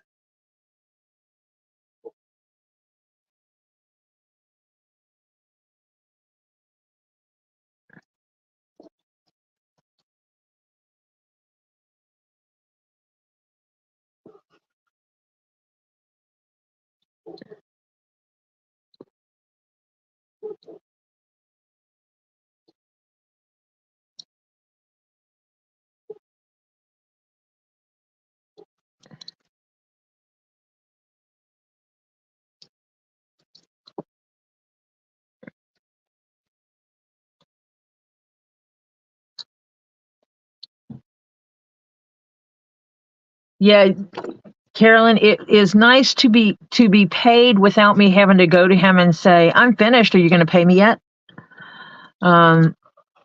That just really thrills me. So that actually gives me more motivation to get this finished and in the mail. If I don't finish it tonight, I will finish it tomorrow and get it in the mail by Tuesday. He doesn't need it until a couple of days after Christmas, but I want it there so that he can open it up, look at it, fondle it, smell it, rewrap it, whatever he's going to do. Yes, I did say smell it because some people absolutely love smelling leather.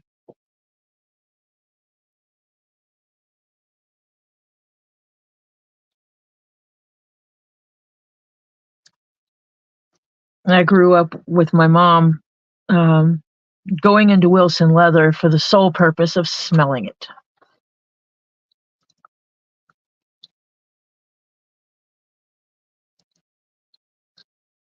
She would walk into Wilson Leather and take a deep breath. Oh, Jennifer, yeah, you've never fondled leather.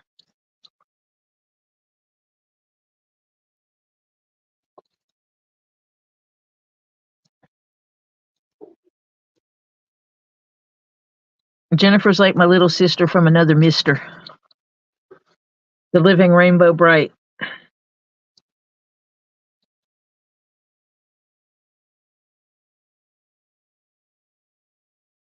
Well, Terry, that's because you're a pervert. And I say that in the nicest way. I don't mean that in an ugly way. Yes, I know the joke. You were just joking about the foot fetish thing. You really don't have foot fetishes. So you say. But if you did, that would be okay too.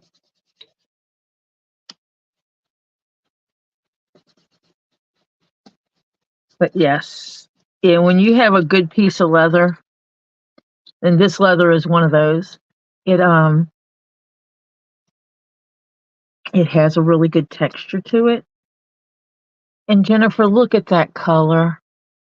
You know anyone who would like a color like this?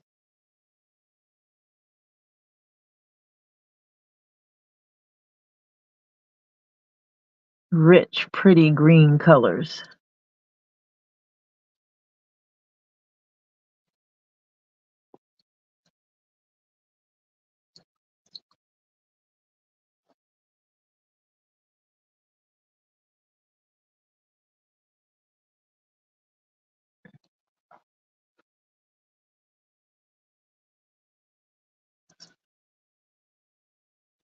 And Terry, you can ask Jennifer. Yeah, being a pervert is not a bad thing in our world. We know a lot of them.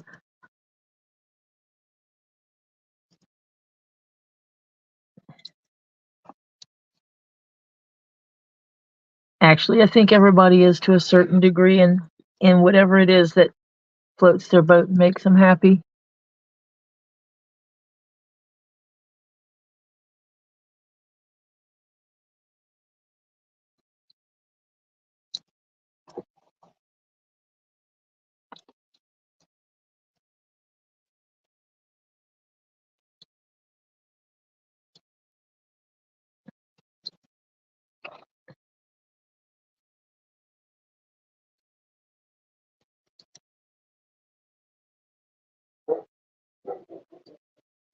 You know of someone who might like to have a rainbow vest, huh, Jennifer? I wonder who that would be.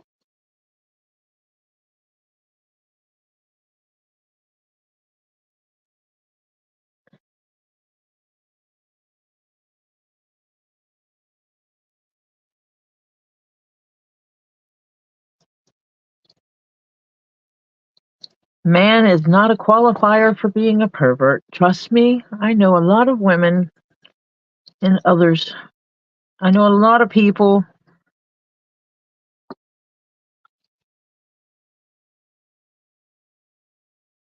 Yeah, I know a lot of perverts.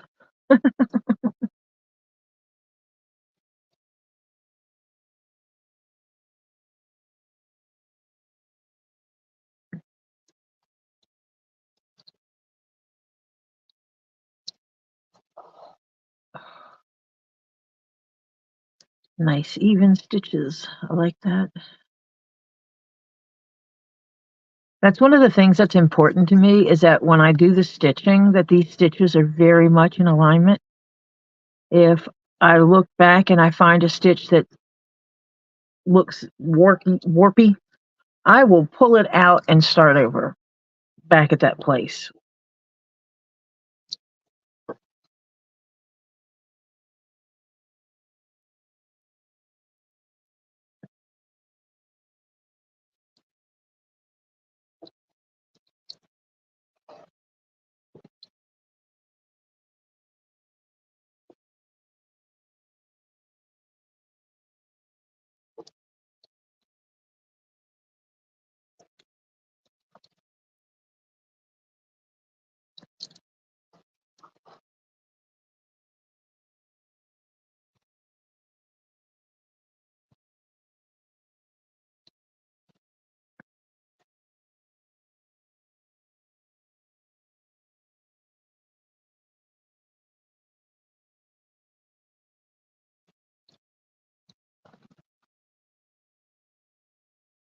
Now people get to see what I do.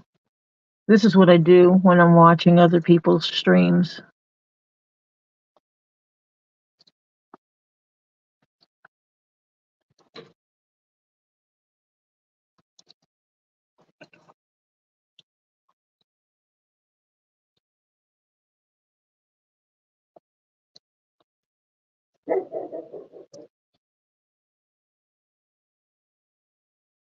I hate the wax on this.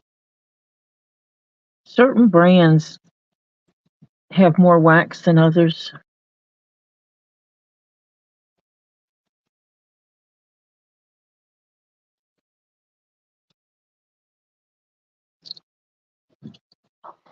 But I shouldn't complain about the waxy thread because the wax has its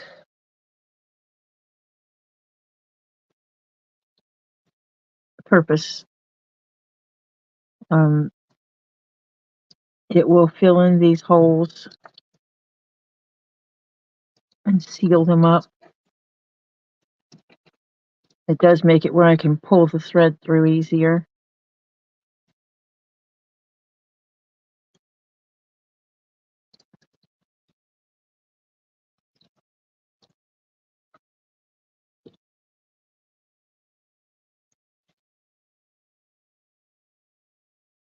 If I made my holes a little bit bigger, I could pass 2 needles through at the same time, but I actually make my holes a little bit smaller. And I do that so when I'm finished with it, they don't show as much.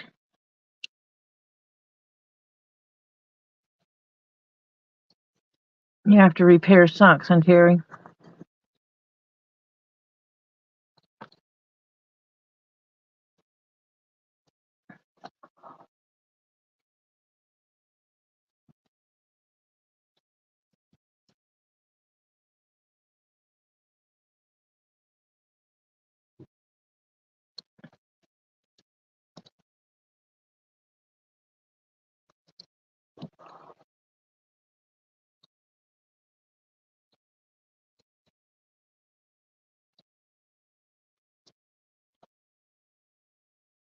I did sock mending once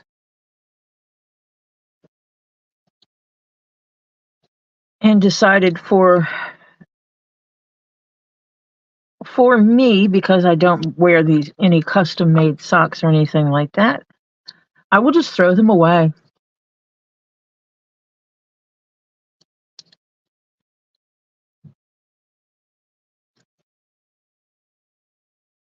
Yep, that's pretty much how I do it, Terry. I am, well, A lot of times I will bleach the socks and move them to the rag bin because I do a lot of leather care stuff, so I can use old socks to clean leather with.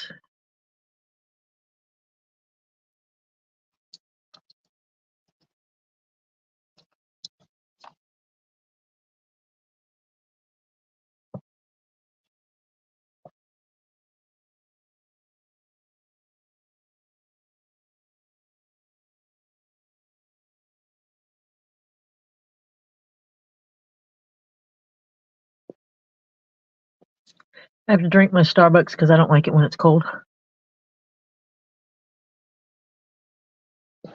And since my daughter got it for me, I should drink it.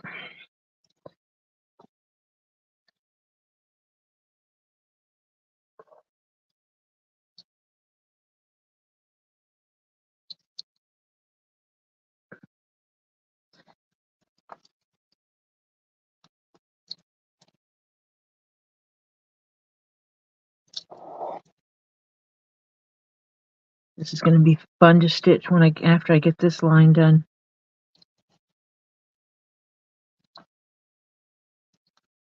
After I get this line done, then I do the decorative stitching of I open this up and stitch each side.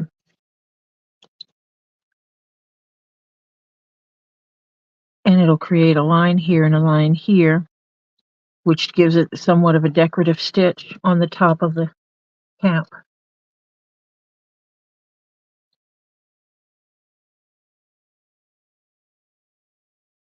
No, this is similar to a golfer's hat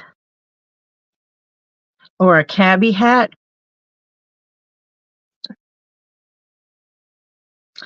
You might remember the one I posted that was made of ostrich legs, the green one. This is the same style cap.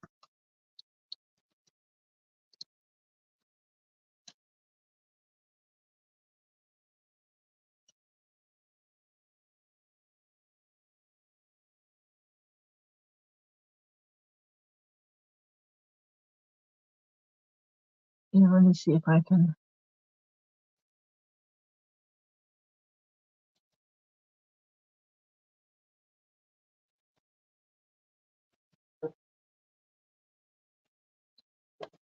Similar to that one. Well, actually, it's the same pattern. Just different leather.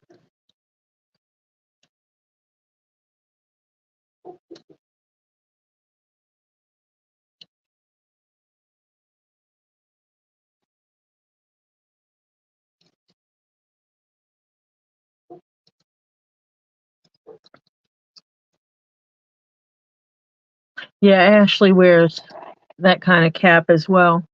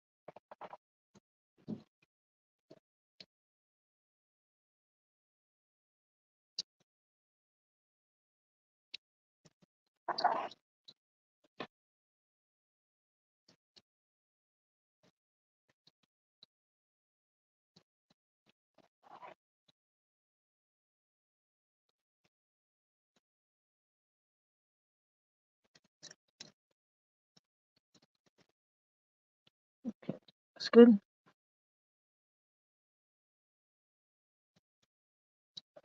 The picture the link that I posted, yes, that is Scott's. That's the one I made for Scott. That he wears all the time, which makes me very happy.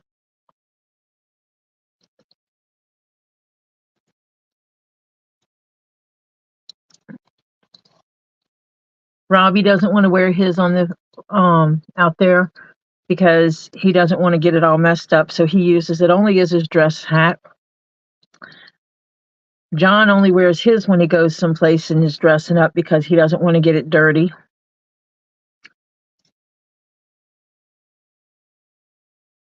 Z does wear his.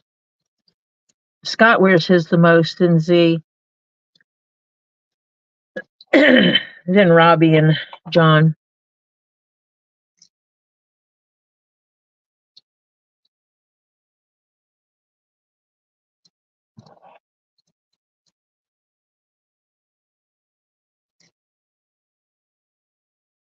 And it's funny because I've been sitting on this pattern not wanting to make the cap, thinking, oh, yeah, whatever. I don't want to make that. That's not a great hat. And then Scott requested one, and I started making it. It was like, oh, this is a really good pattern. And I made his, and then I have people are like, oh my gosh, you make this kind of hat.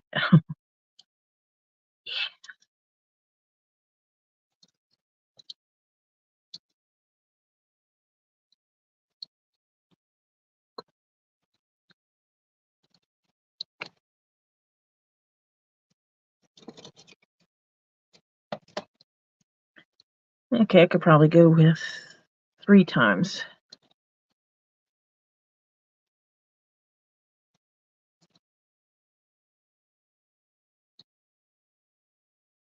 Yeah.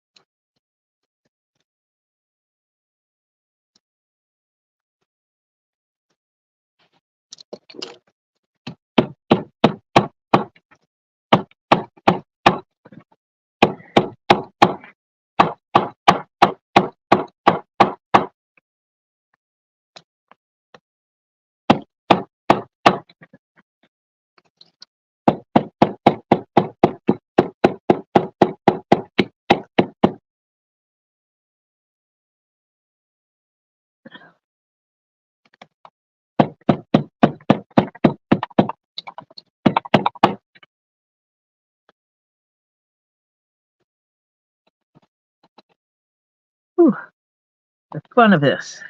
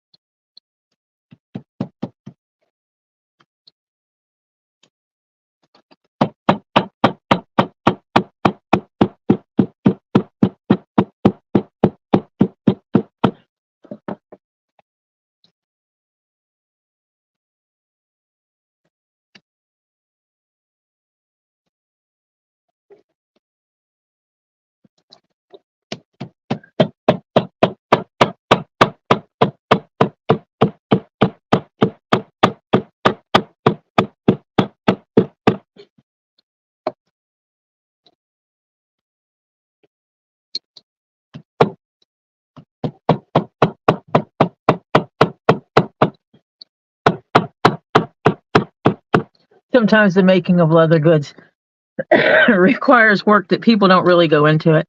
People really don't realize go into it. No one expects you to beat the heck out of your leather.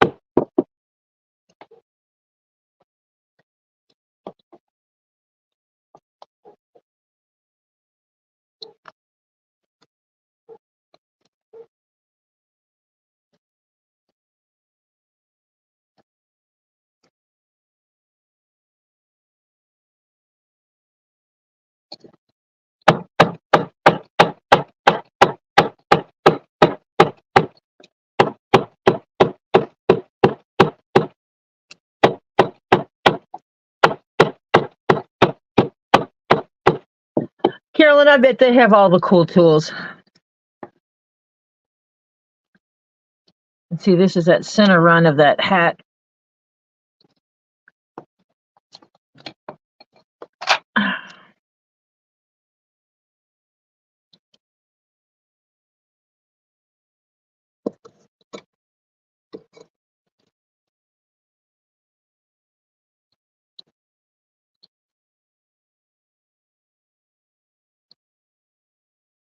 Oh, that's not going to work. That's going to give me 4 times.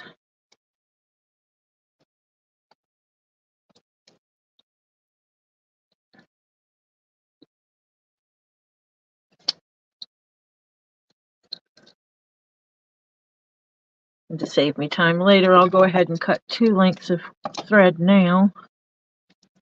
One for the left side, one for the right side.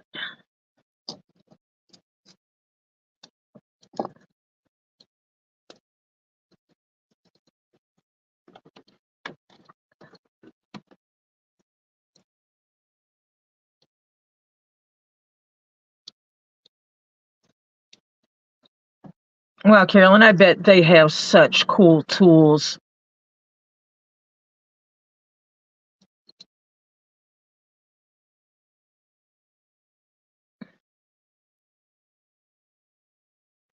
Where I lived in North Carolina, we used to have a good cobbler shop. And it was, the grandson was running it.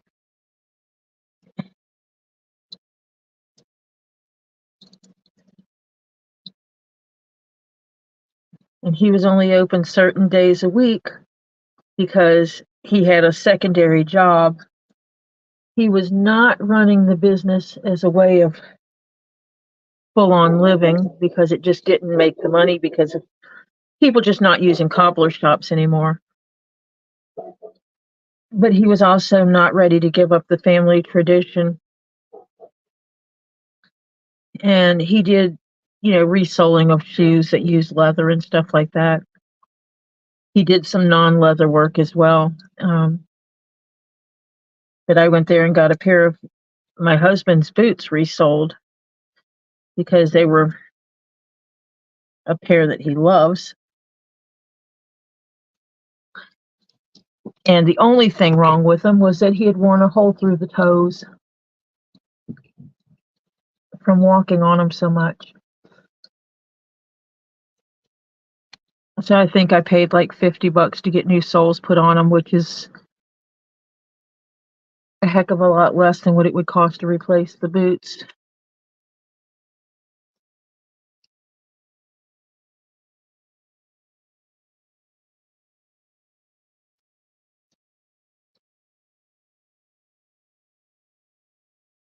those particular leather boots, I think run at 150. I hear a body coming down. Yes. It's a topher. Yes. So I do have. I don't know if I have a brush I can swipe over the keyboard.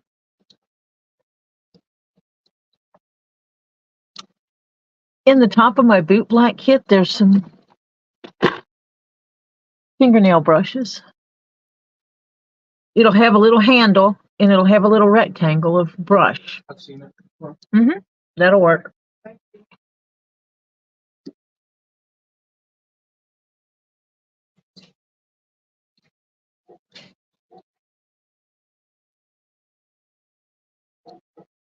Oh, I've seen some tutorials on making saddles. I've sat through some classes on working on saddles. Those are major pieces to work on. Just not something I want to work on myself.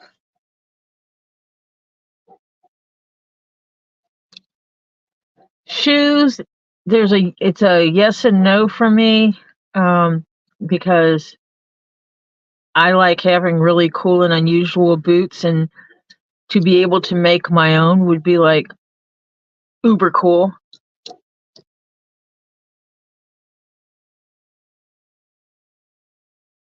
But on the other hand, I know if I started making my own, other people would want me to make theirs, and yeah, I don't think so. Hi, Dottie.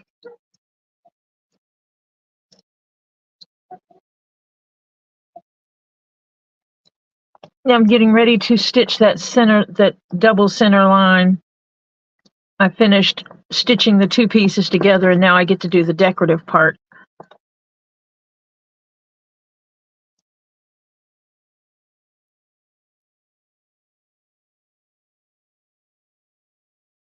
Getting them started will be the fun part.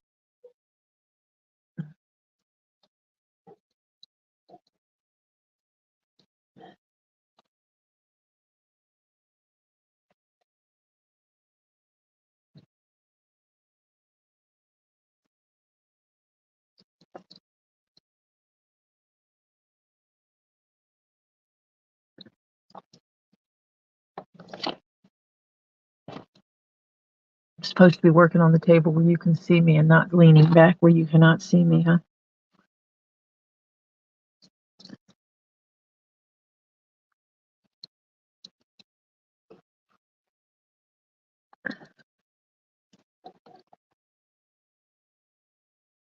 And I am going to do an extra stitch on this one, just because of this leather being thick. And I want to force it into compliance. Oh, I just pulled my thread too much.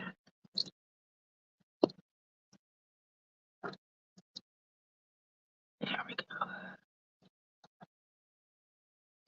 Because I don't want any bulky bits when I get finished.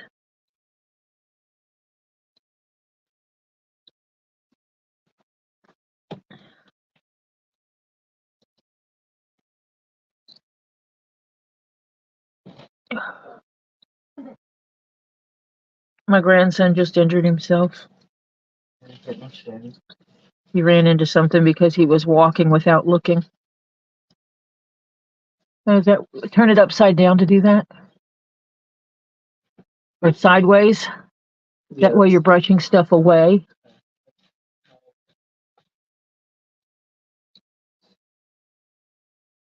See, I would take these off to under them, but oh, I know. I took one off. And I was like, yeah, I'm not doing this. This is kind of stupid.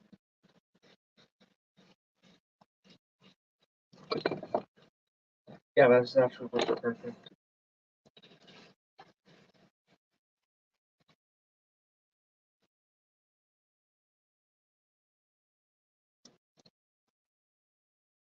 I do know there are some boots, Jennifer, that cannot be resold simply because of how they're made.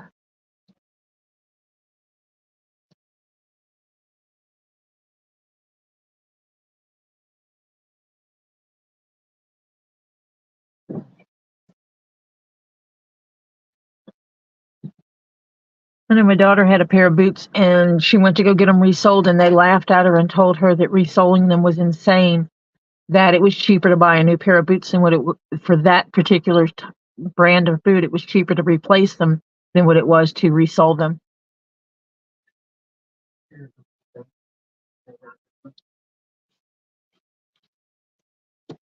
We need to do it earlier in the day. Today is Sunday. And they close early on Sunday.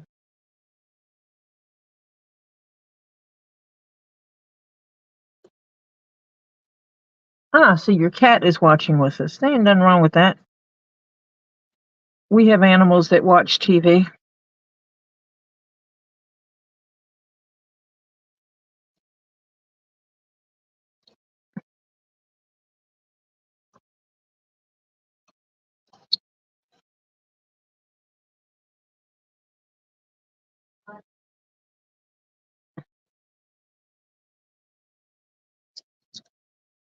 I found out last night one of the people that's in my daughter's gaming community subscribed to the channel last night just to give me a view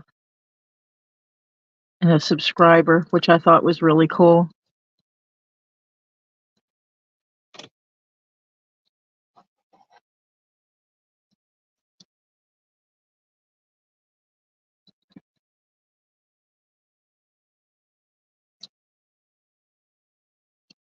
And this is how Tori tears up her fingers.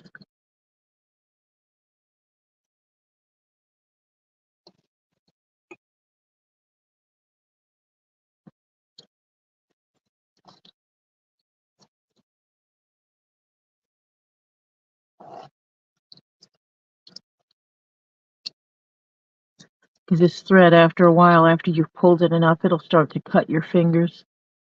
And then I'll start putting tape on my fingers. So if you ever are viewing and it looks like I have tape all over my all over my fingers. Okay, Dottie, we will see you later. Have a great, wonderful evening. If you log in to see one of my videos and I have tape on my fingers, it's because I was using the tape a lot, pulling it a lot, and it started wearing on my finger. And I can tell when it's getting to the point that it's going to start cutting me.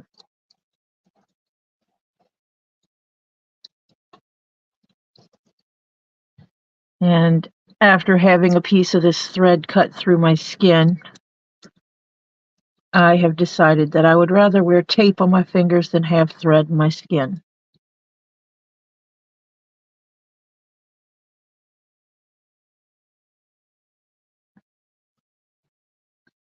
The thread is for the dead animal skin, not the living skin.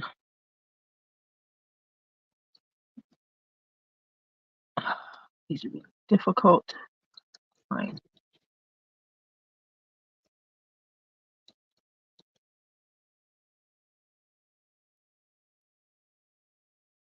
It's not catching that hole for some reason. I can see the hole is there.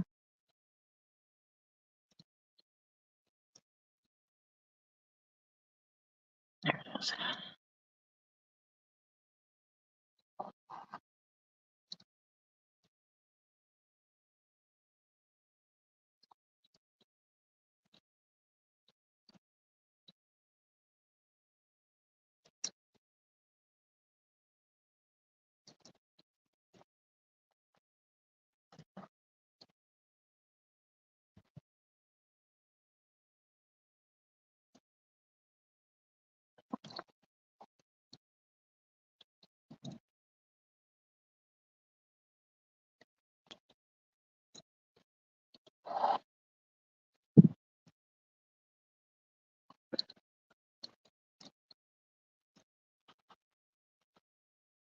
Let me see. And I think after I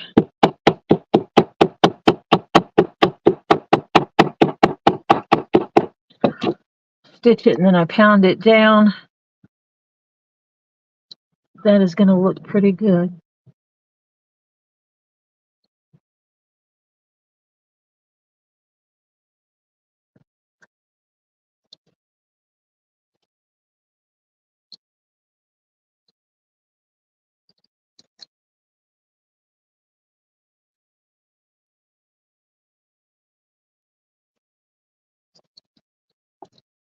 One of those things that better look good because it's too late for me to order new leather if this one didn't look good.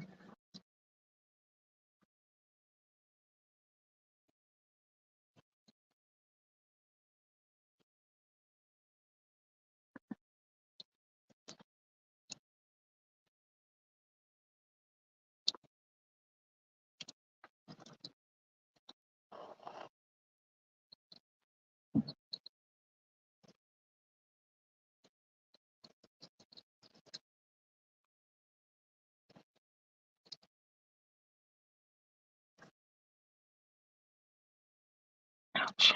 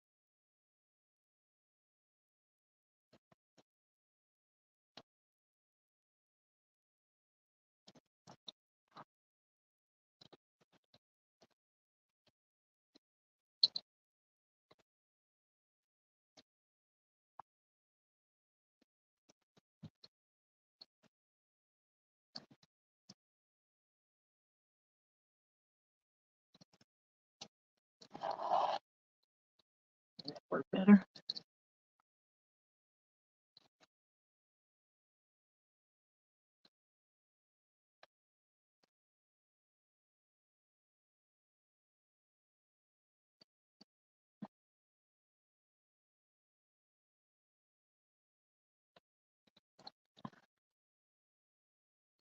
Oh, that one didn't work better.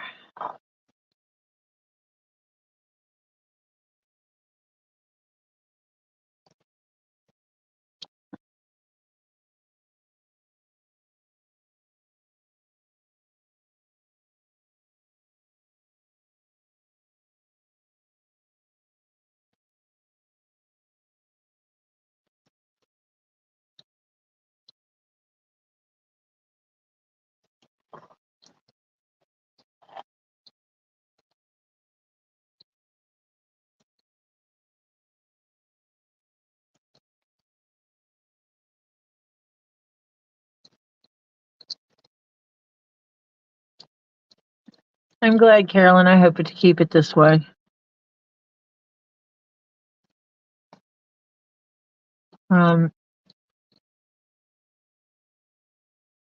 I have no problem kicking people out that cause problems.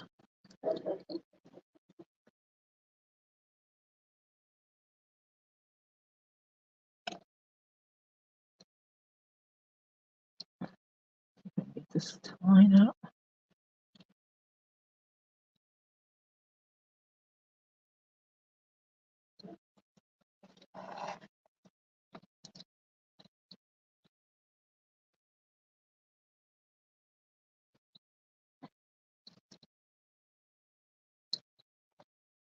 But I guess most channels start out without drama. Unfortunately, they don't stay that way for whatever reason.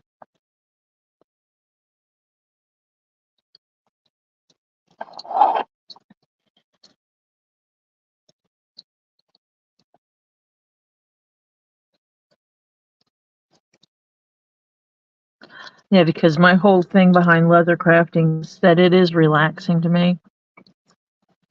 And if doing it on YouTube becomes stressful, then I will just stop live streaming it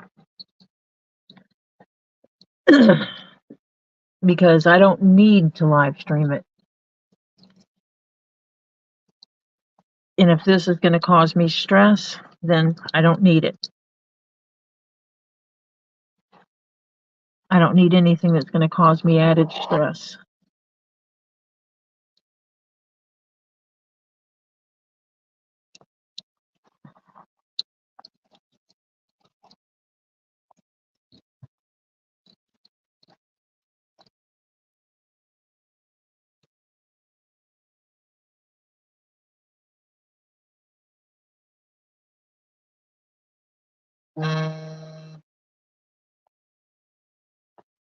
Yeah, being in drama and watching drama are two totally different things.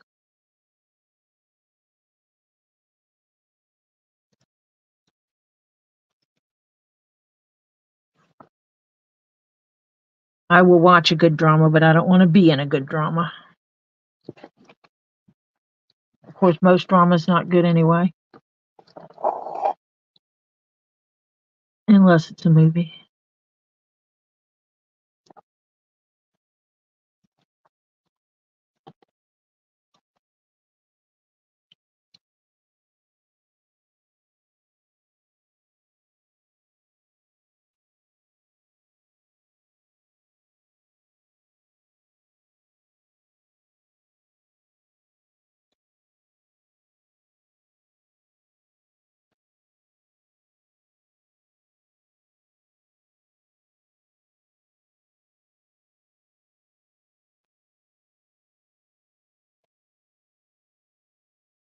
I need to check my phone messages because it says that my husband sent me a message.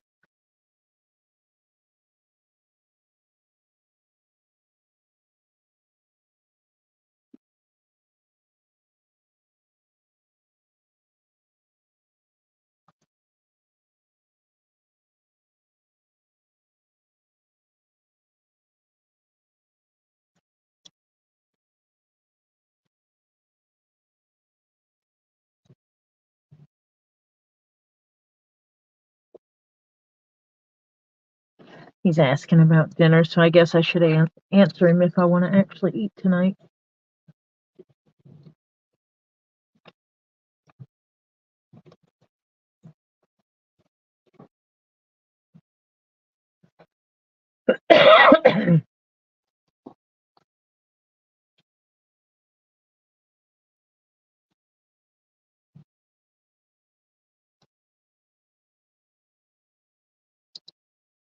Me? Eat?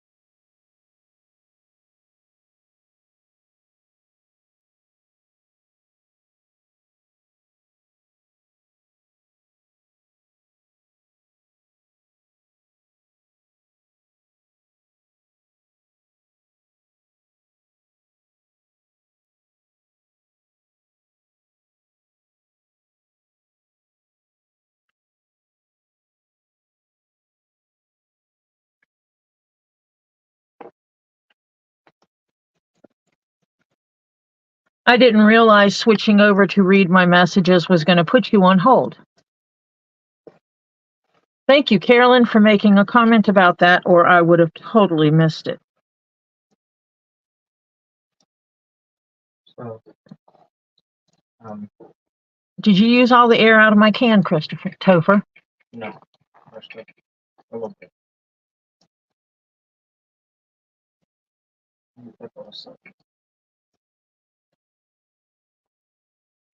The red thing went flying somewhere.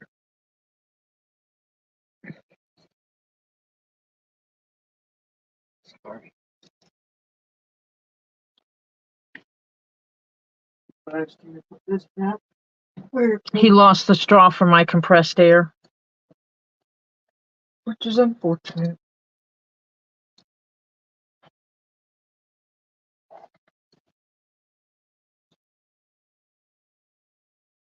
Yes, this has been a learning experience for me.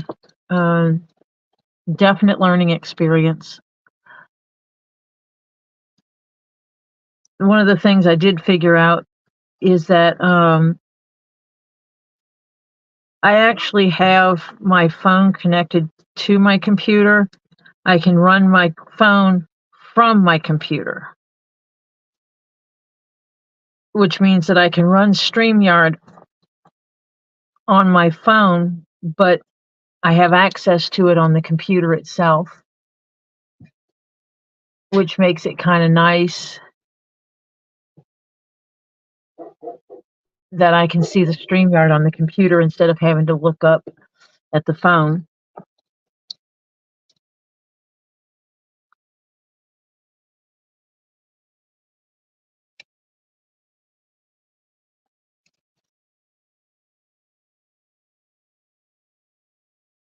This is a learn as you go thing.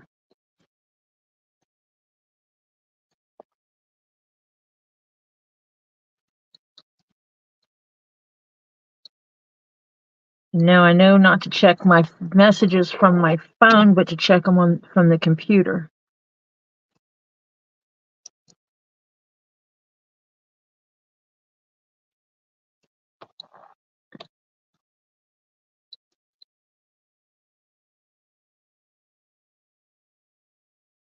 Absolutely not, Carolyn. You actually were helpful with that.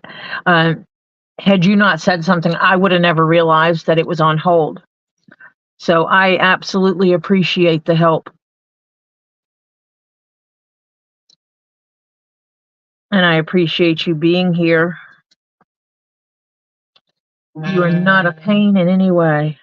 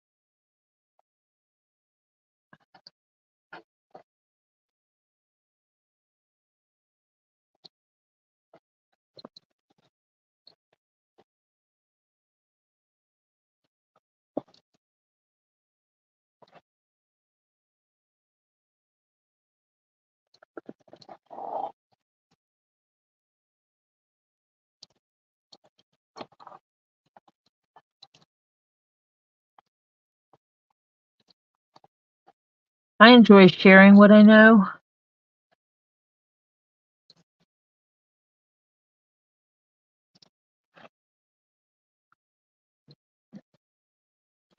So it works out great for me when people like to learn. I like to share knowledge.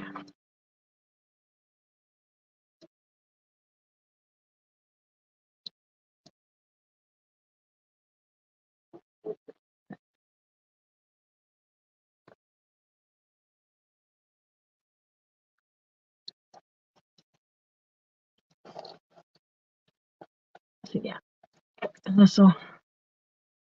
that way, and I'll pound down the stitches and brush off the extra wax. It just works better if I fold it in the opposite direction while I'm sewing.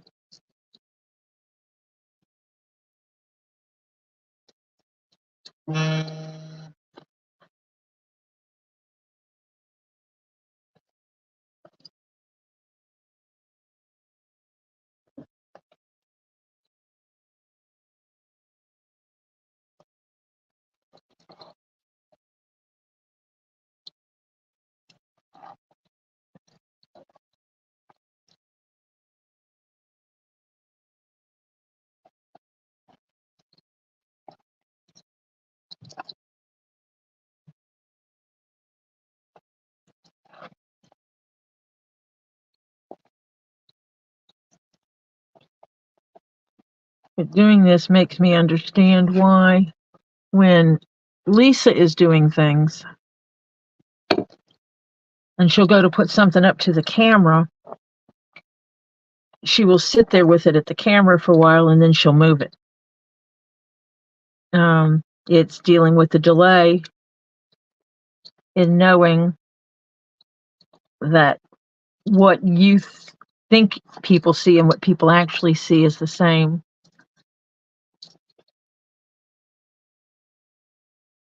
It's like I moved some lights around this morning or today. Wasn't morning, but I moved some lights around to try to make it easier to have light to my right side more so that I could actually see what I was doing better.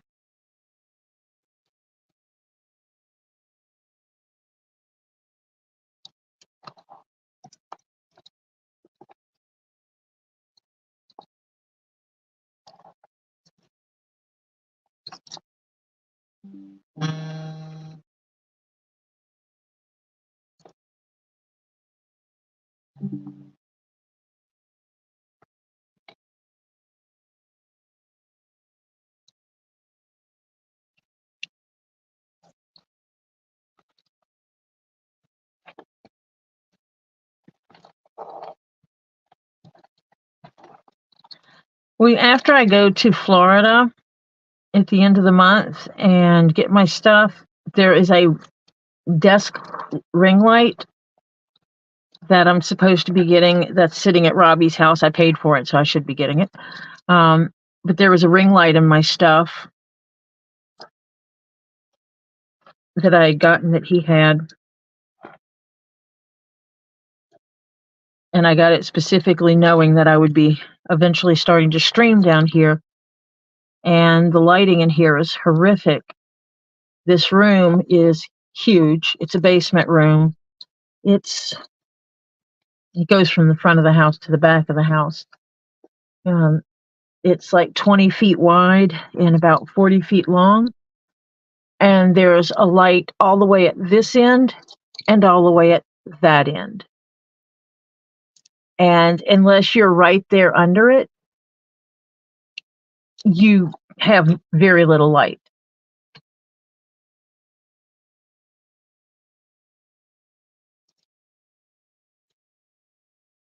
This room was definitely not set up for any kind of real lighting situation.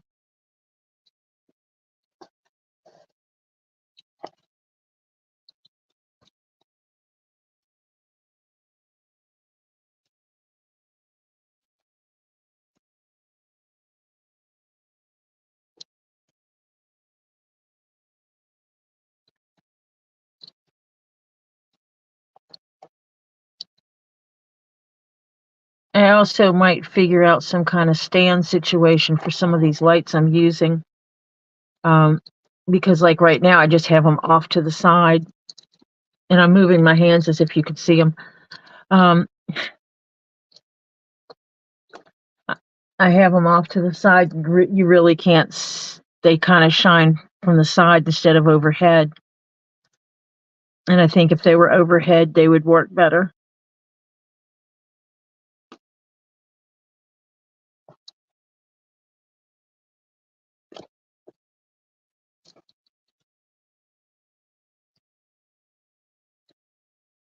Of course, I could just go to Walmart and get me some floor lamps.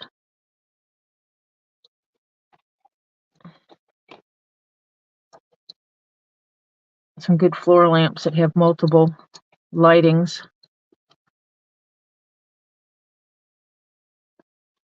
I saw one before and it had like 5 different fixtures on it.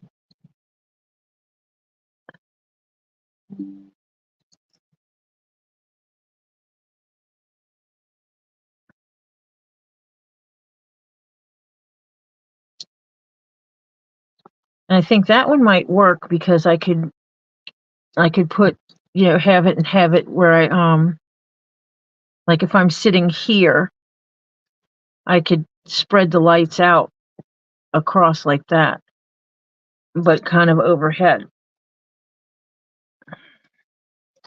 So I might have to invest in one of those.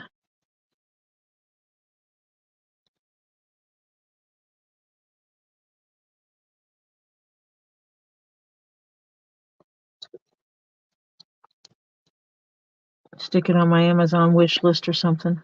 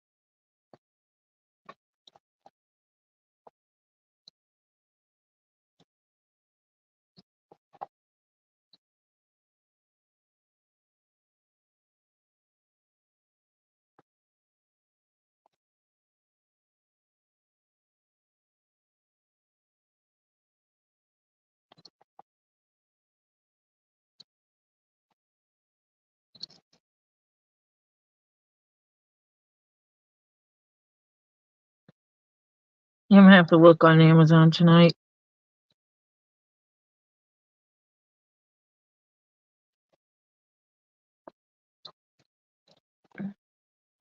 Do you know what time Rosie comes on tonight?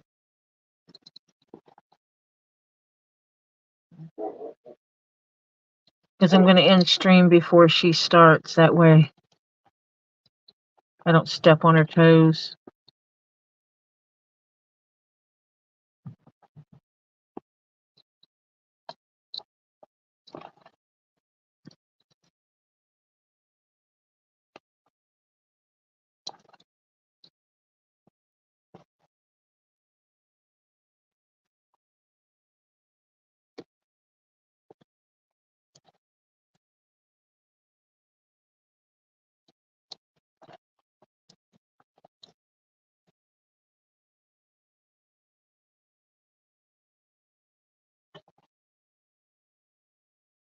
Lisa is on now?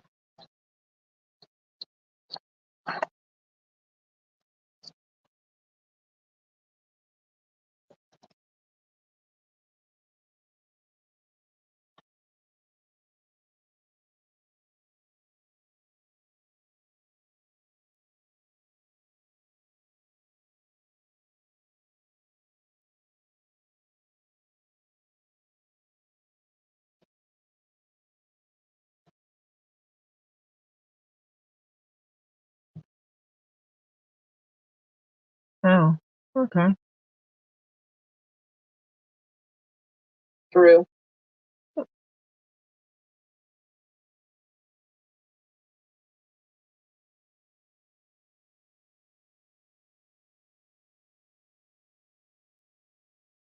Well, that would be why I don't have anyone over here.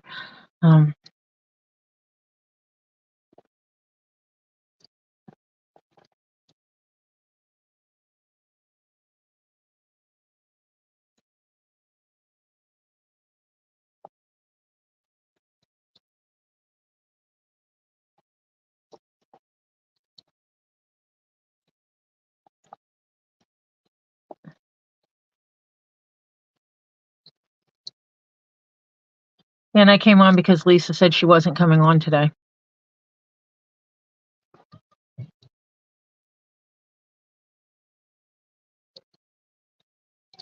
And I knew Rosie comes on, so I figured I had, time to not step on toes or anything, but that's fine.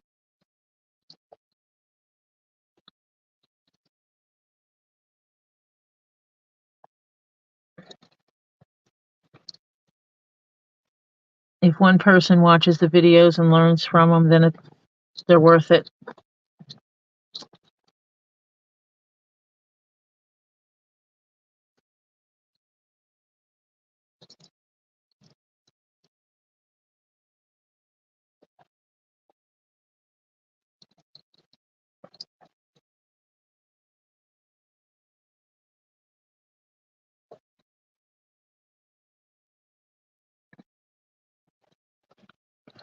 Yeah, I've been on almost 3 hours. I'll probably get off shortly. That way I can stretch my body.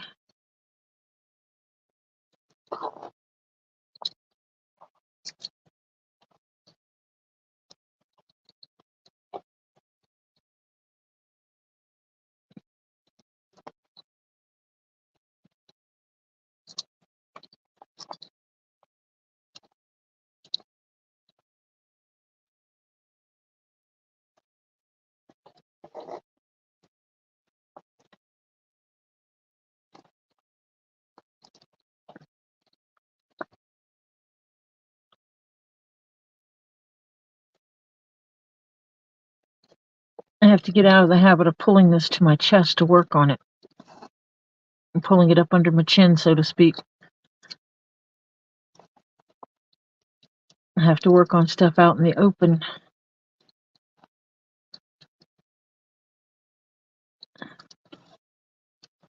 Oh yeah, now it's feeding through the way it's... Oh no.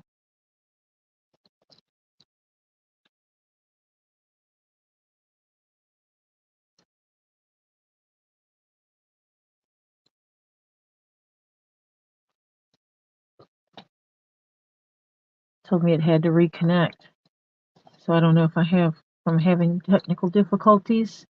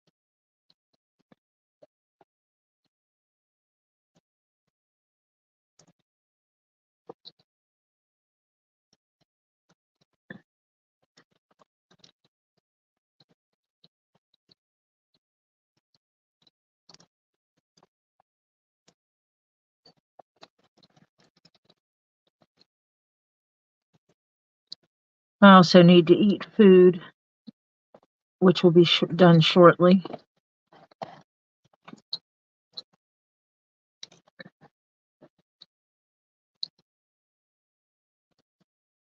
I don't...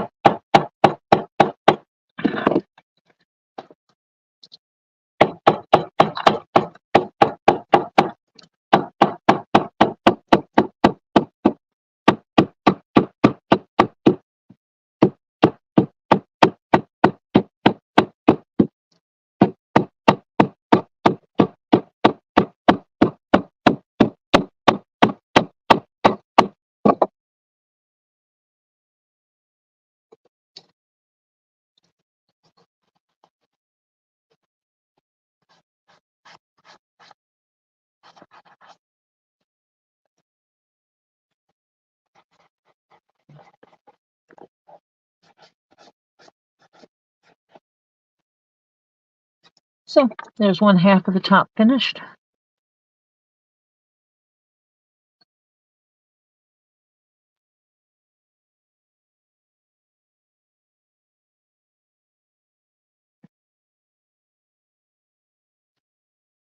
So I'm going to take a break and get something to eat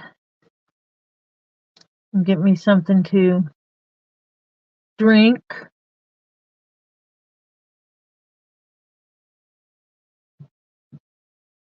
Yes, it is 6:09 here right now.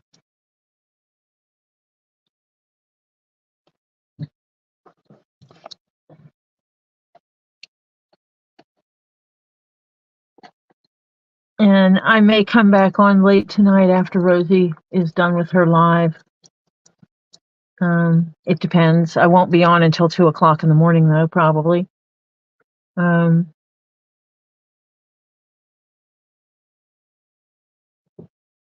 I can't. I have to work in the morning. So that means I have to get up in the morning.